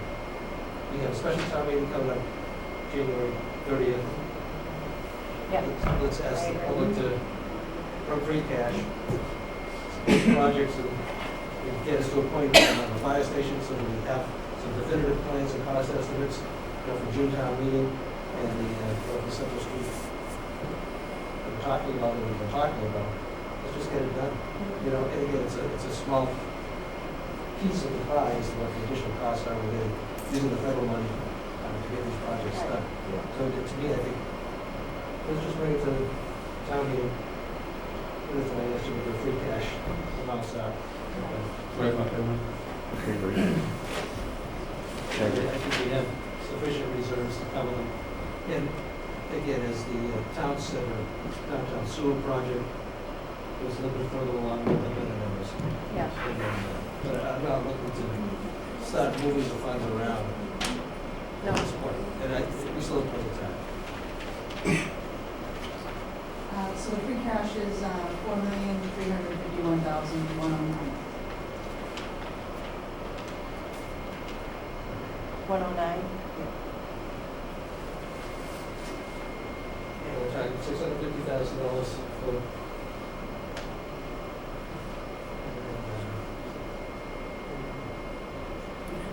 Total? Is that what you're talking about, the total, the shortfall? You're talking about a million one.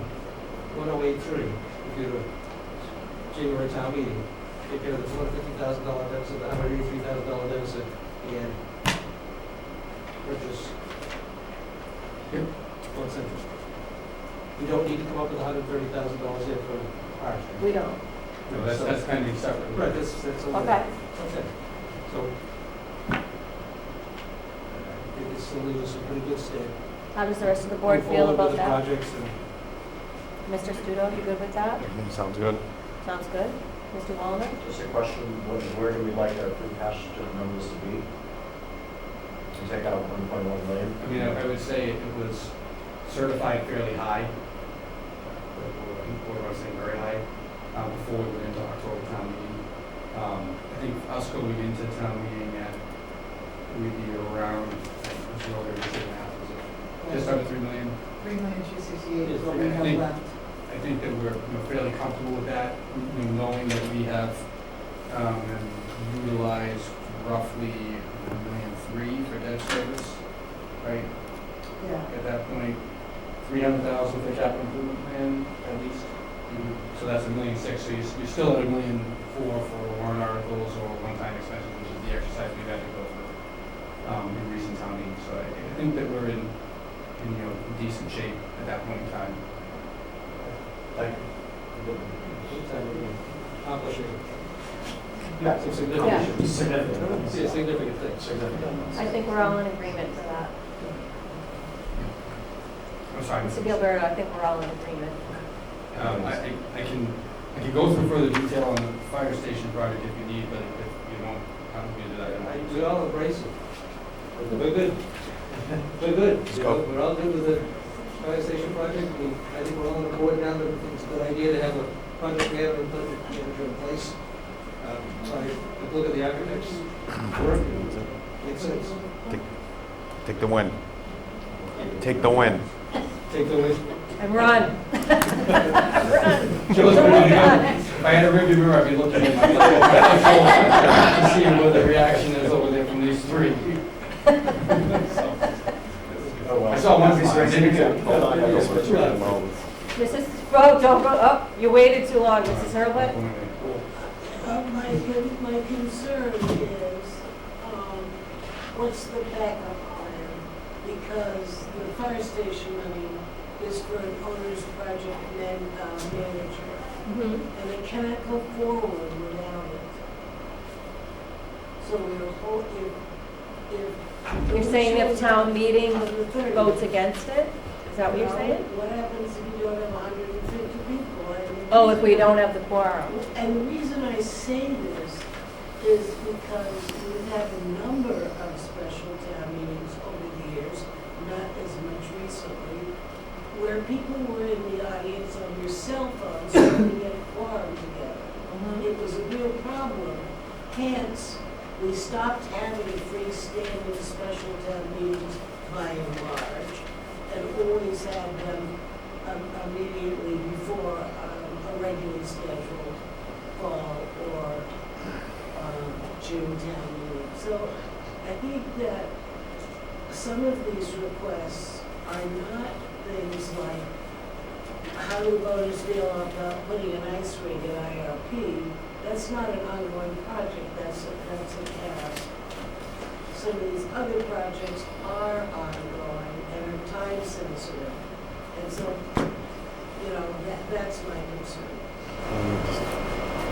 Mr. Studo's offering We an just- open bar.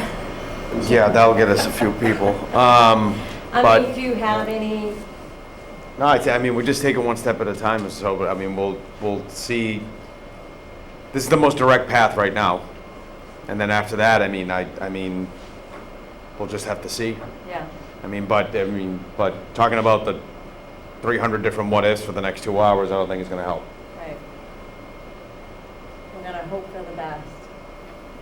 Everybody get on the phone, invite your I friends. believe, I believe that the merits of the project will sell itself in the public, you know, they're gonna weigh in, it's fine. And if we don't get the money appropriated in January, then we'll have to cross that bridge when we get to it. Right. I don't have a significant amount of concern, I never go into no concern, a significant amount of concern in explaining to the town, special town meeting, that in order for us to bring this proposal to you in June, complete, ready to go, this is what we need to do, and it makes good economic sense to make this investment now, and the project manager in place, make sure you get the architectural drawings out there, that everybody wants to bid on it now, you know, so that you know what you're going to be asked for come June town meeting. And we're using a significant amount of money, free money, from the federal government to move this project forward because it's something that needs to be done.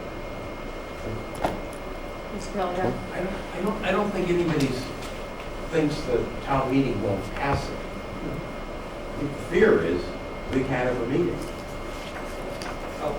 So that's the fear. I mean, I think if we have the quorum is on the warrant, I'm sure it may pass.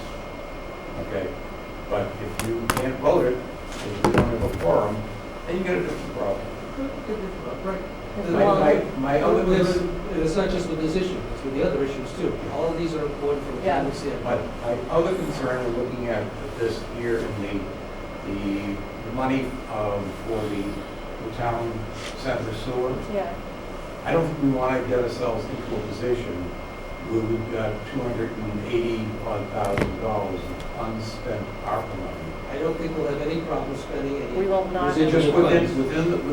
Within the time. You've got to be very, very careful. I mean, you could apply it now and use it, or if you want to wait, then you've got to be prepared to probably move a lot faster on where it gets used. Right. There's plenty of things in the docket that can be Yeah. done in a short period of time that you can spend $286,000. I believe. I believe it. Mr. Wellman?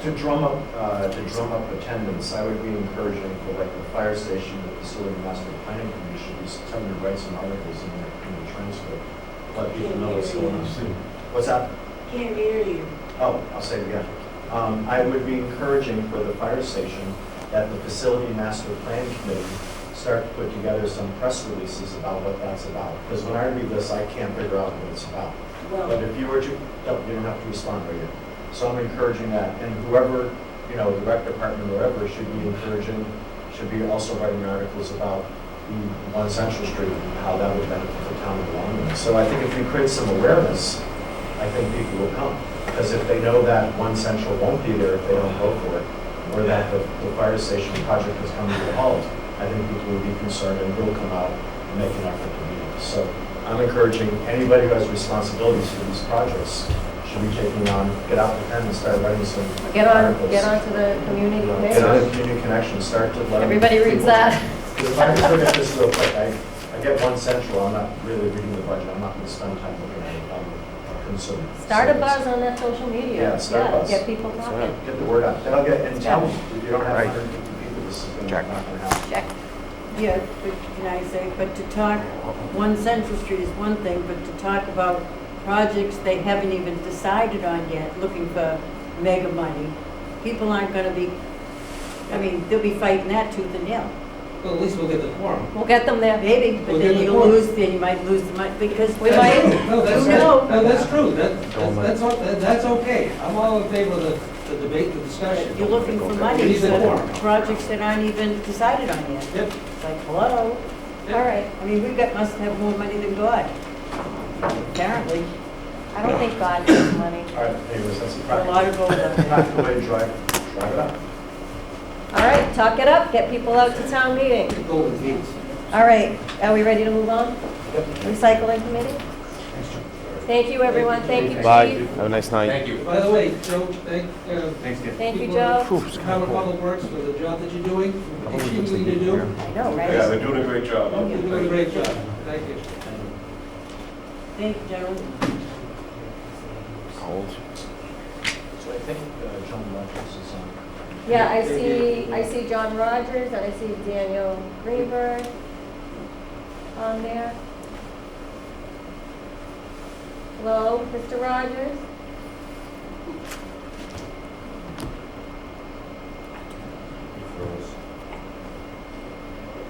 dive right into it. Mr. Gilberto? Could you restate that, Mr. Rogers? Sorry, we lost you for a second. Dive right into it. Please do. So hi, John Rogers, 39 Tower Hill Road. I'm the chair of the recycling committee, and we have a proposal we're offering or asking for the select board's consideration, which is to change the name of the recycling committee, the long-standing name of the recycling committee, to the sustainability committee. You have in front of you the resolution that was passed by the committee a few months ago. Yes, we do. Yeah.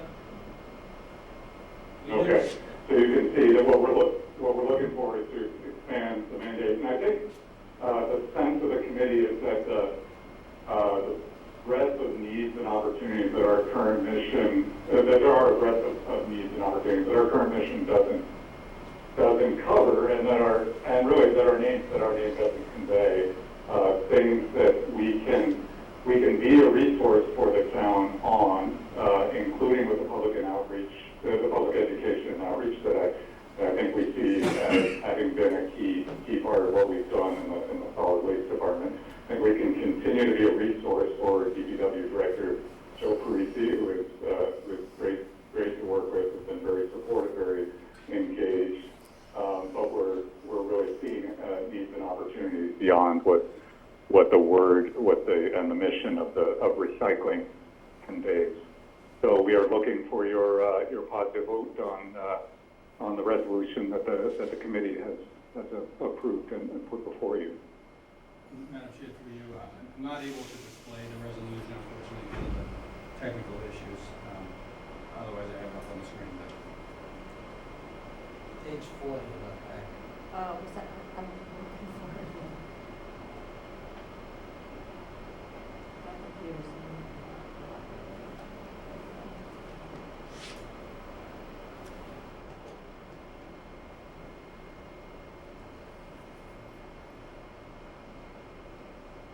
I'm also happy to restate it if that's useful. If I may comment, yeah, so, the plan is that there's a lot of towns that have created sustainability committees, and the main thrust is that of course you have solid waste that you have to deal with, and that's part of it, but the other part is just dealing with how can we get away from fossil fuels? What can we do to make our buildings more efficient? And these are the kind of initiatives that we really want them to focus on. The solid waste sounds like in the future, they're going to be going to automated pickup and delivery, so it's going to be when you have those, the two arms that come out and hook the recycling and hook the trash. That's where that's going to be going in the future. That's probably 2 or 3 years out, is my guess. So there isn't a lot to do in that area, other than when we get to a new contract. But when it comes to energy and sustainability type initiatives, there's much work to do in town. And also by doing this, it makes us eligible also for more grants that are available from the state that we're not participating in right now.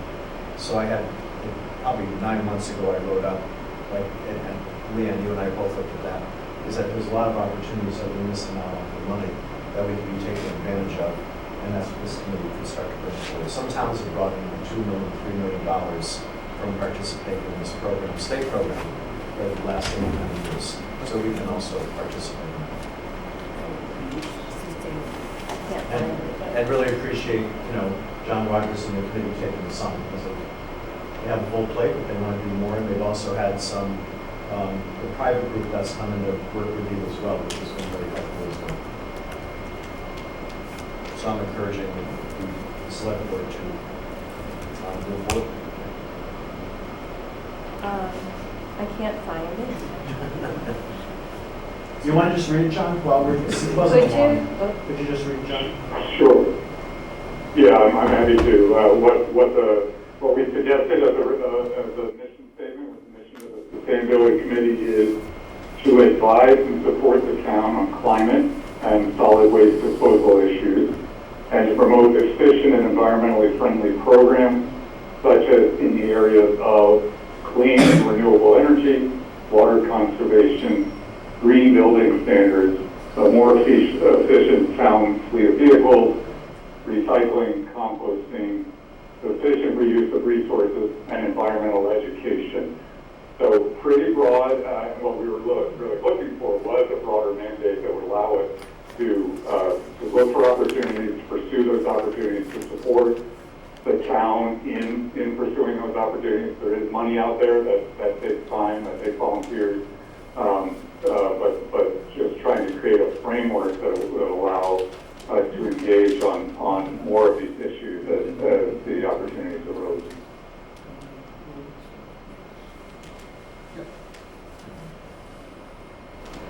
The thing that stands out to me here is environmental education.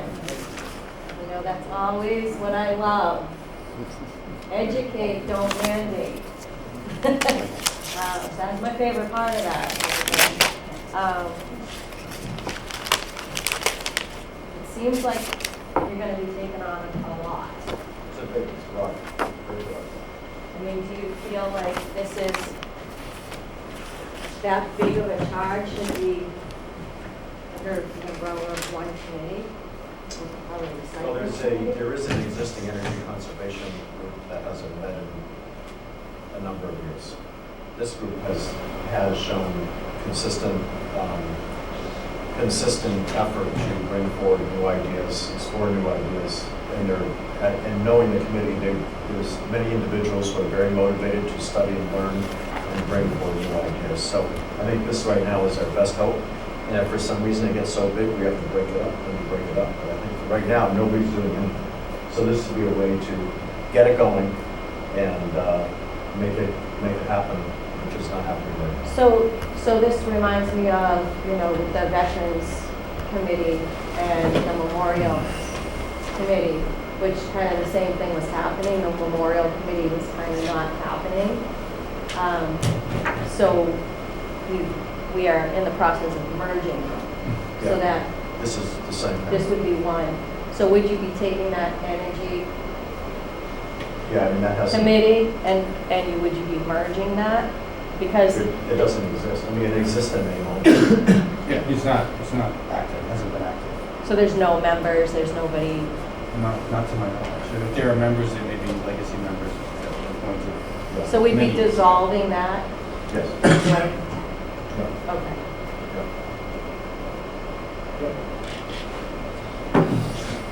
Mr. Studo, any comments? No, I think, I mean, yeah, it seems like a full charge, Yeah. for lack of a better way, but if Mr. Wallner said, I mean,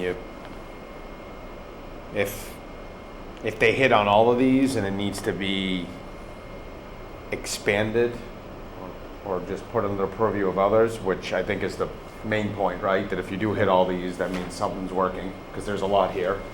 Then you just either bring in more people or you, I mean, I don't know, just expand then, but it's. Yeah, I mean, if actually you get funding, you potentially could hire a town employee to take it on.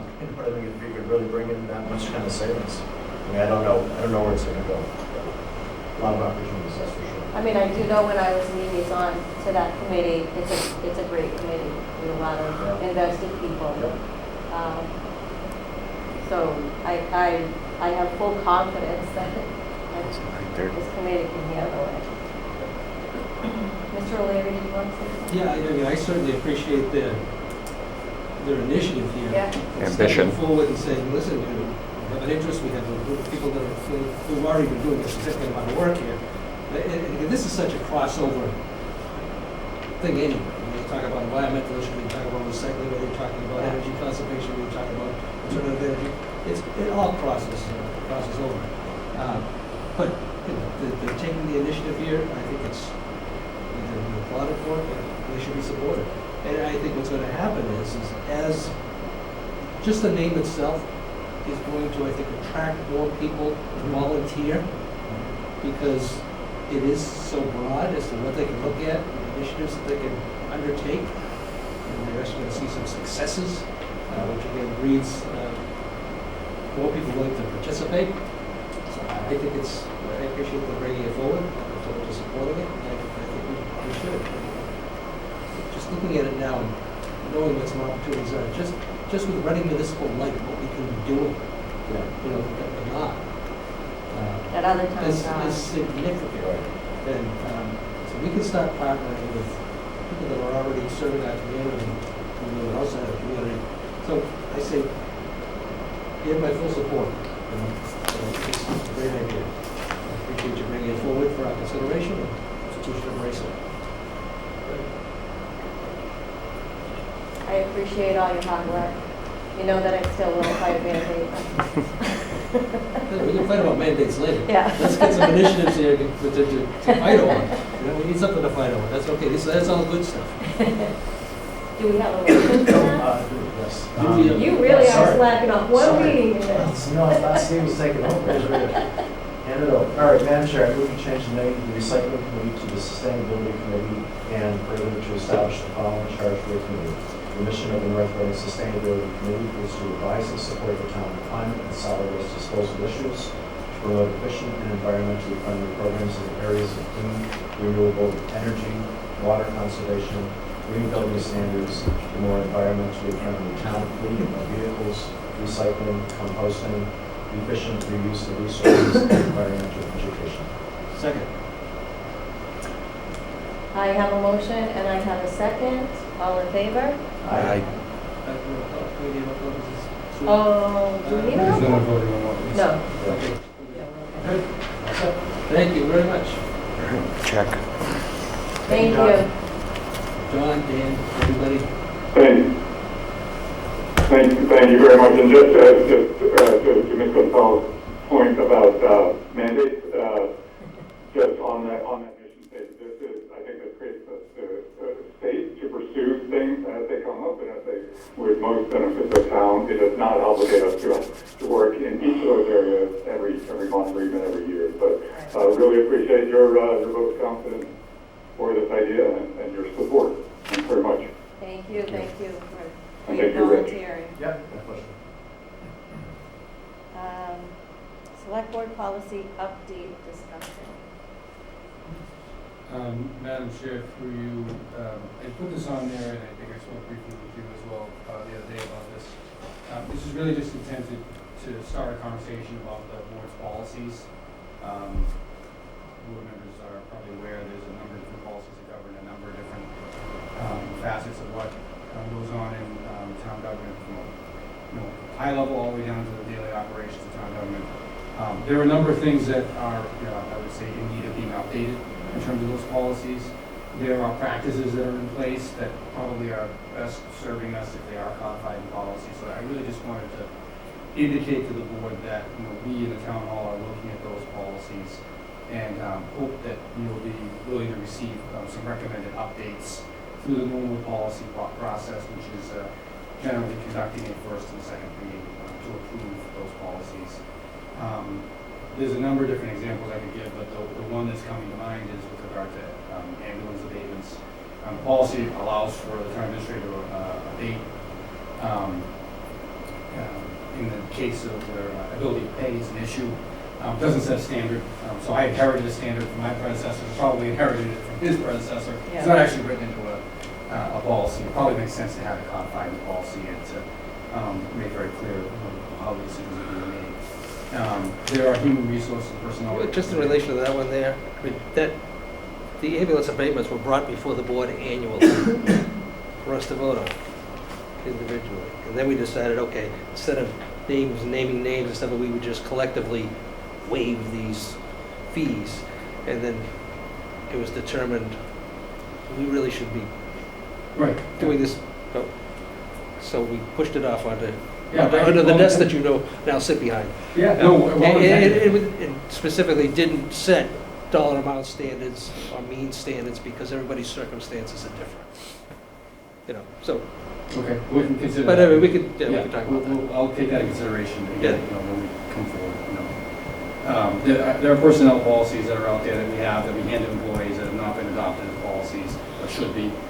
Some of them are required by state law at this point in time. So I just more want to let folks know that we think we should be looking at this and bringing these to the board to consider. The one that you have heard about, I know Ms. Roberts left, but the Finance Committee is also looking at a series of policies. And I think they intend to make recommendations for the board to consider with regard to some of our existing financial policies as well. So, you know, I certainly will flag that as something that may be upcoming. So, I think in my head it'd be coming to you with a completely rewritten select board policy book to be adopted. I think that that's not going to be effective. I think what makes the most sense is just catching these items as they come up, coming to you with a specific, you know, change or addition, and then having that acted on rather than overwhelming you with paperwork and not giving, you know, any policy changes to attention. So, as you confer with the chair on this, it might not be a bad idea to just cover each policy by section so that, I mean, names and faces change here. And some people come and sit on the board and serve 3 or 6 years and have never looked at the policy book, you know? Right. Totally unaware as to what they are until some issue arises. And somebody who's been sitting here a little while might say, you know, our policy is, and then the policy gets ignored or without a formal vote. You know. And again, policy is just that, just a guideline. A guidance is, it's not necessarily mandating. But generally, if you're going to waive policy, you do that consciously and publicly. So just familiarizing all of us, refamiliarizing ourselves with the policy book is not a bad idea. It's not a bad idea. Not a bad idea. It's a great Take it section idea. by section with the recommendations that are going to be brought forward. And so why? Because, you know, not a bad idea. But that's appreciate between you you two to bringing work out how you want to handle it. Thank you, Mr. O'Leary. All right. Thank you, Mr. Gilberto, for bringing that forward. Public comment. Do we have anybody in the room? Rita, please. Microphone's over here.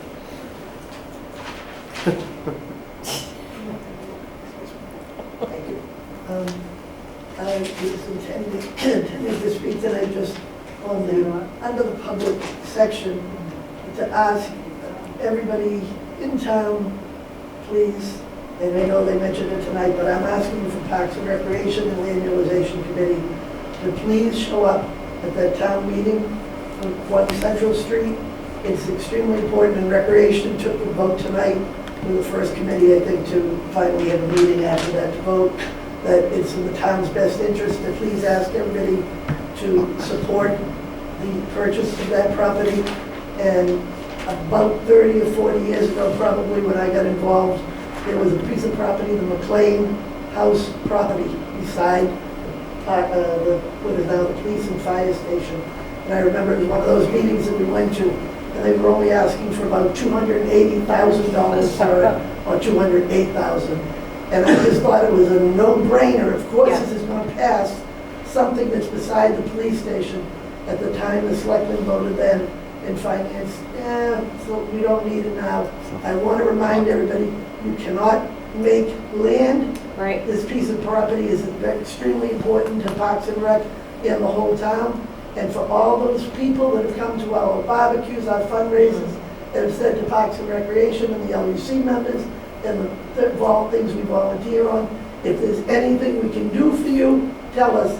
What I'm asking you now, anybody that said anything to do with any of the things that our volunteers have done for the town, please step forward, come to this meeting, and what they suggested is where it's a 2/3 vote. It's extremely important, especially if other things are going to be on the ballot, that we don't want you to come and think, oh, money this, money that. It's the best money you will ever spend. And I want to thank the Wheelers, Ed and Ellen Wheeler, that always did everything for us and said, even though they didn't have to, they would give us the first right of refusal. When we approached Nancy Wheeler and her brother Charlie, and they immediately said, yes, we would do this for the town. We will support anything that you ask. They did not ask us for any extra money. They asked us for what they were paying taxes on, pretty much. So thank you to the Wheeler family. Thank you for the townspeople that I believe, if you're listening to this, please tell your neighbors, please show up, please give us a quorum. This is very, very important. And we do not want to hold the Wheelers up, that they've held up an extra 6 weeks to wait for us rather than put it on the market. So please come to town meeting, be there for the quorum, but more importantly, please be there to support this with a 2/3 vote. Thank you very much. Thank you. Thank you so much, Rita. Anyone else? Anyone on Zoom? Not seeing any.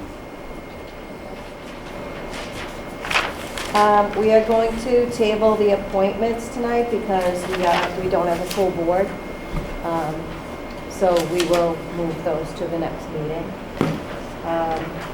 The same with the meeting minutes.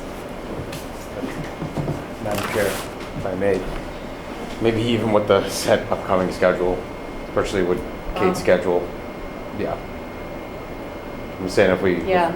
I would just say we should confirm the 29th, if that's where we're going to meet for that hearing, because I didn't want to. Oh, for the informational hearing? Information hearing, that's correct. I think that was already good, no?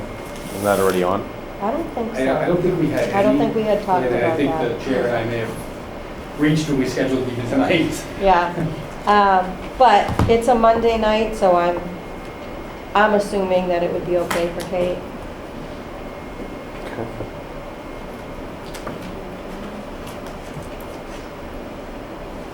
So 29th?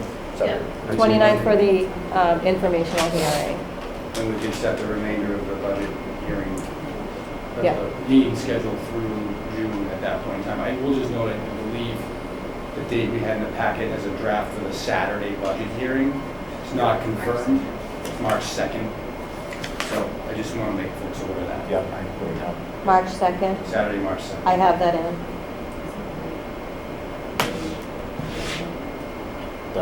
I'll try, but that's, Saturdays are, Yeah, yeah. Saturdays are tough for me, so I work on Saturdays, but We're talking I'll try 7 to- o'clock on the 29th, by the way. 7 o'clock on the 29th? Yes. And then 7 o'clock on the 30th. yeah, Yep. okay. And then the rest we can do We'll do the rest on the 29th. All right.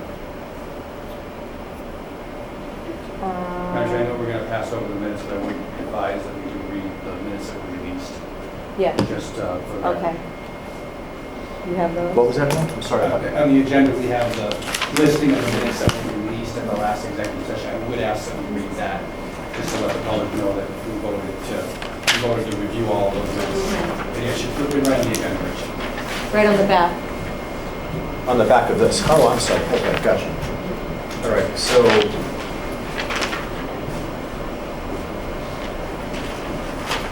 where am I starting? Acknowledgement of release, Okay, yeah. gotcha. Thank you. All right, so read it now? Yeah.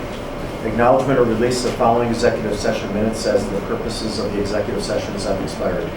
2/6/2017, Section 6, 104 Lowell Road. 2/6/2017, Section 6, Winter Street. 2/27/2017, Section 6, 104 Lowell Road. 2/27/2017, Section 3, DPW Union. 3/6/2017, Section 6, 104 Lowell Road. 3/9/2017, Section 3, non-union. 3/9/17, Section 6, 104 Lowell Road. Acknowledgement and release of portions of the following Select Board executive session minutes, subject to any necessary redactions under the Public Records Law. 2/6/2017, Section 3, pending litigation. 2/6/2017, Section 3, SSBC litigation.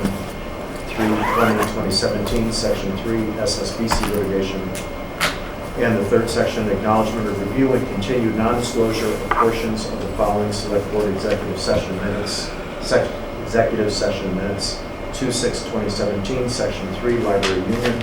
2/27/2017, Section 3, Library Union. 2/27/2017, Section 3, Health Insurance. 3/6/2017, Section 3, Health Insurance.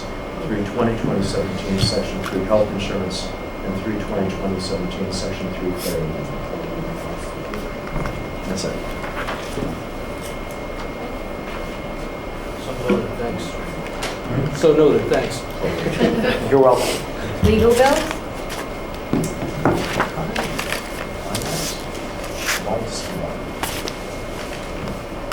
Legal bills. Madam Chair, I move to approve legal bills for November 2023 in the amount of $11,798.05 as follows. General, $10,175.55. Labor, $1,292.50. 20 Elm, $330, for a total of $11,798.05. Second. I have a motion and And I have a second by Mr. O'Leary. All in favor? Aye.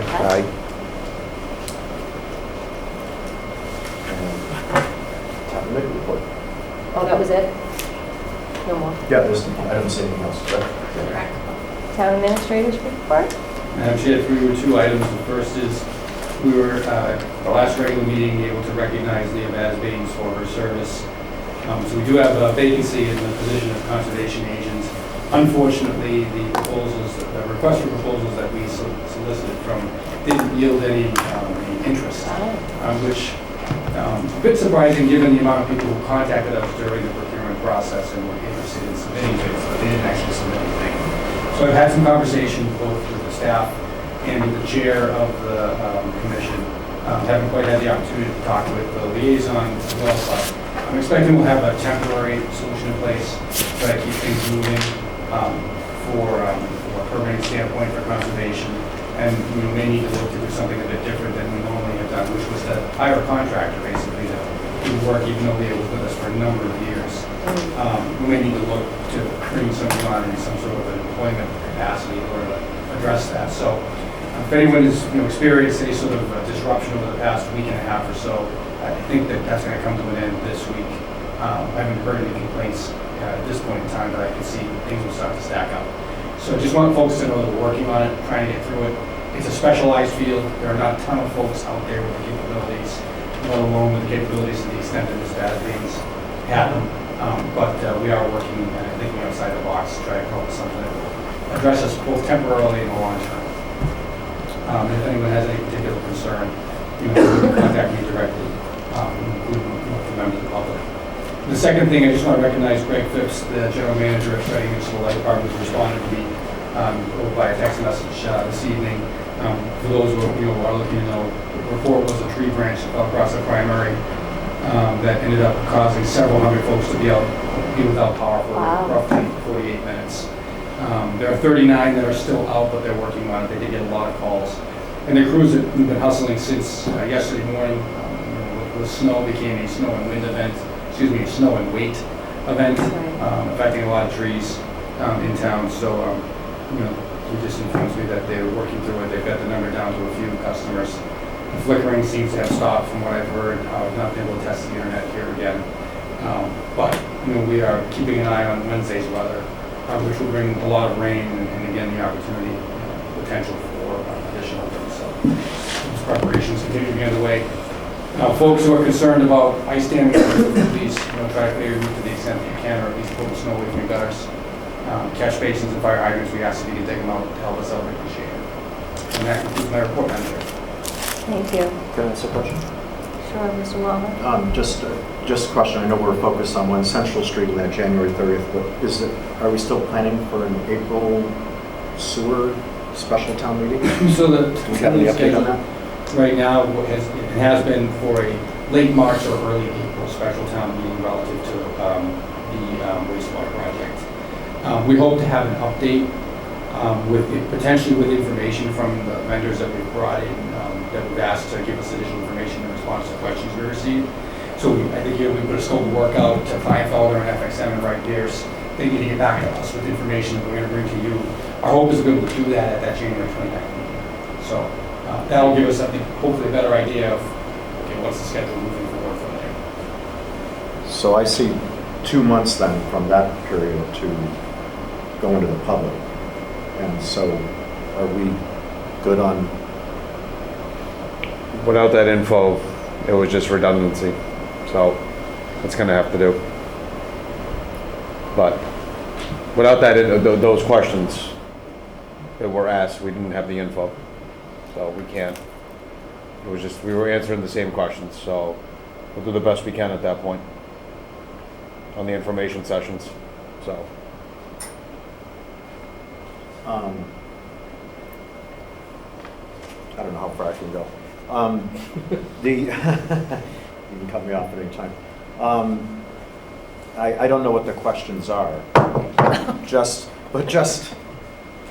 getting the word out that this is coming up, and that even just the general information about what we know, and there may be specific questions you're trying to answer, and we may not have those answers, but I think the definition of a sewer project is pretty well defined. And getting the word out to people so they understand what that is, seems like Oh, it's out. we don't have any time to do it. If there's websites, there's everything, it's been out there for a while, everything we have. People don't pay attention to websites. If you don't do it. I understand, Rich, but we've had like, I think, what, 10? That's just like the ones where people came for a Q&A, and that excludes the ones the DPW did on their own with you, where there was no select board. I mean, we can't be out there every like week. It's just not possible. So, but we'll do the best we can, and also the other volunteers will do the best we can, but, you know, just, you can only lead a horse to water. Can't force them to drink. I think if we name the date, of when we're having that, as soon as you put a deadline on it,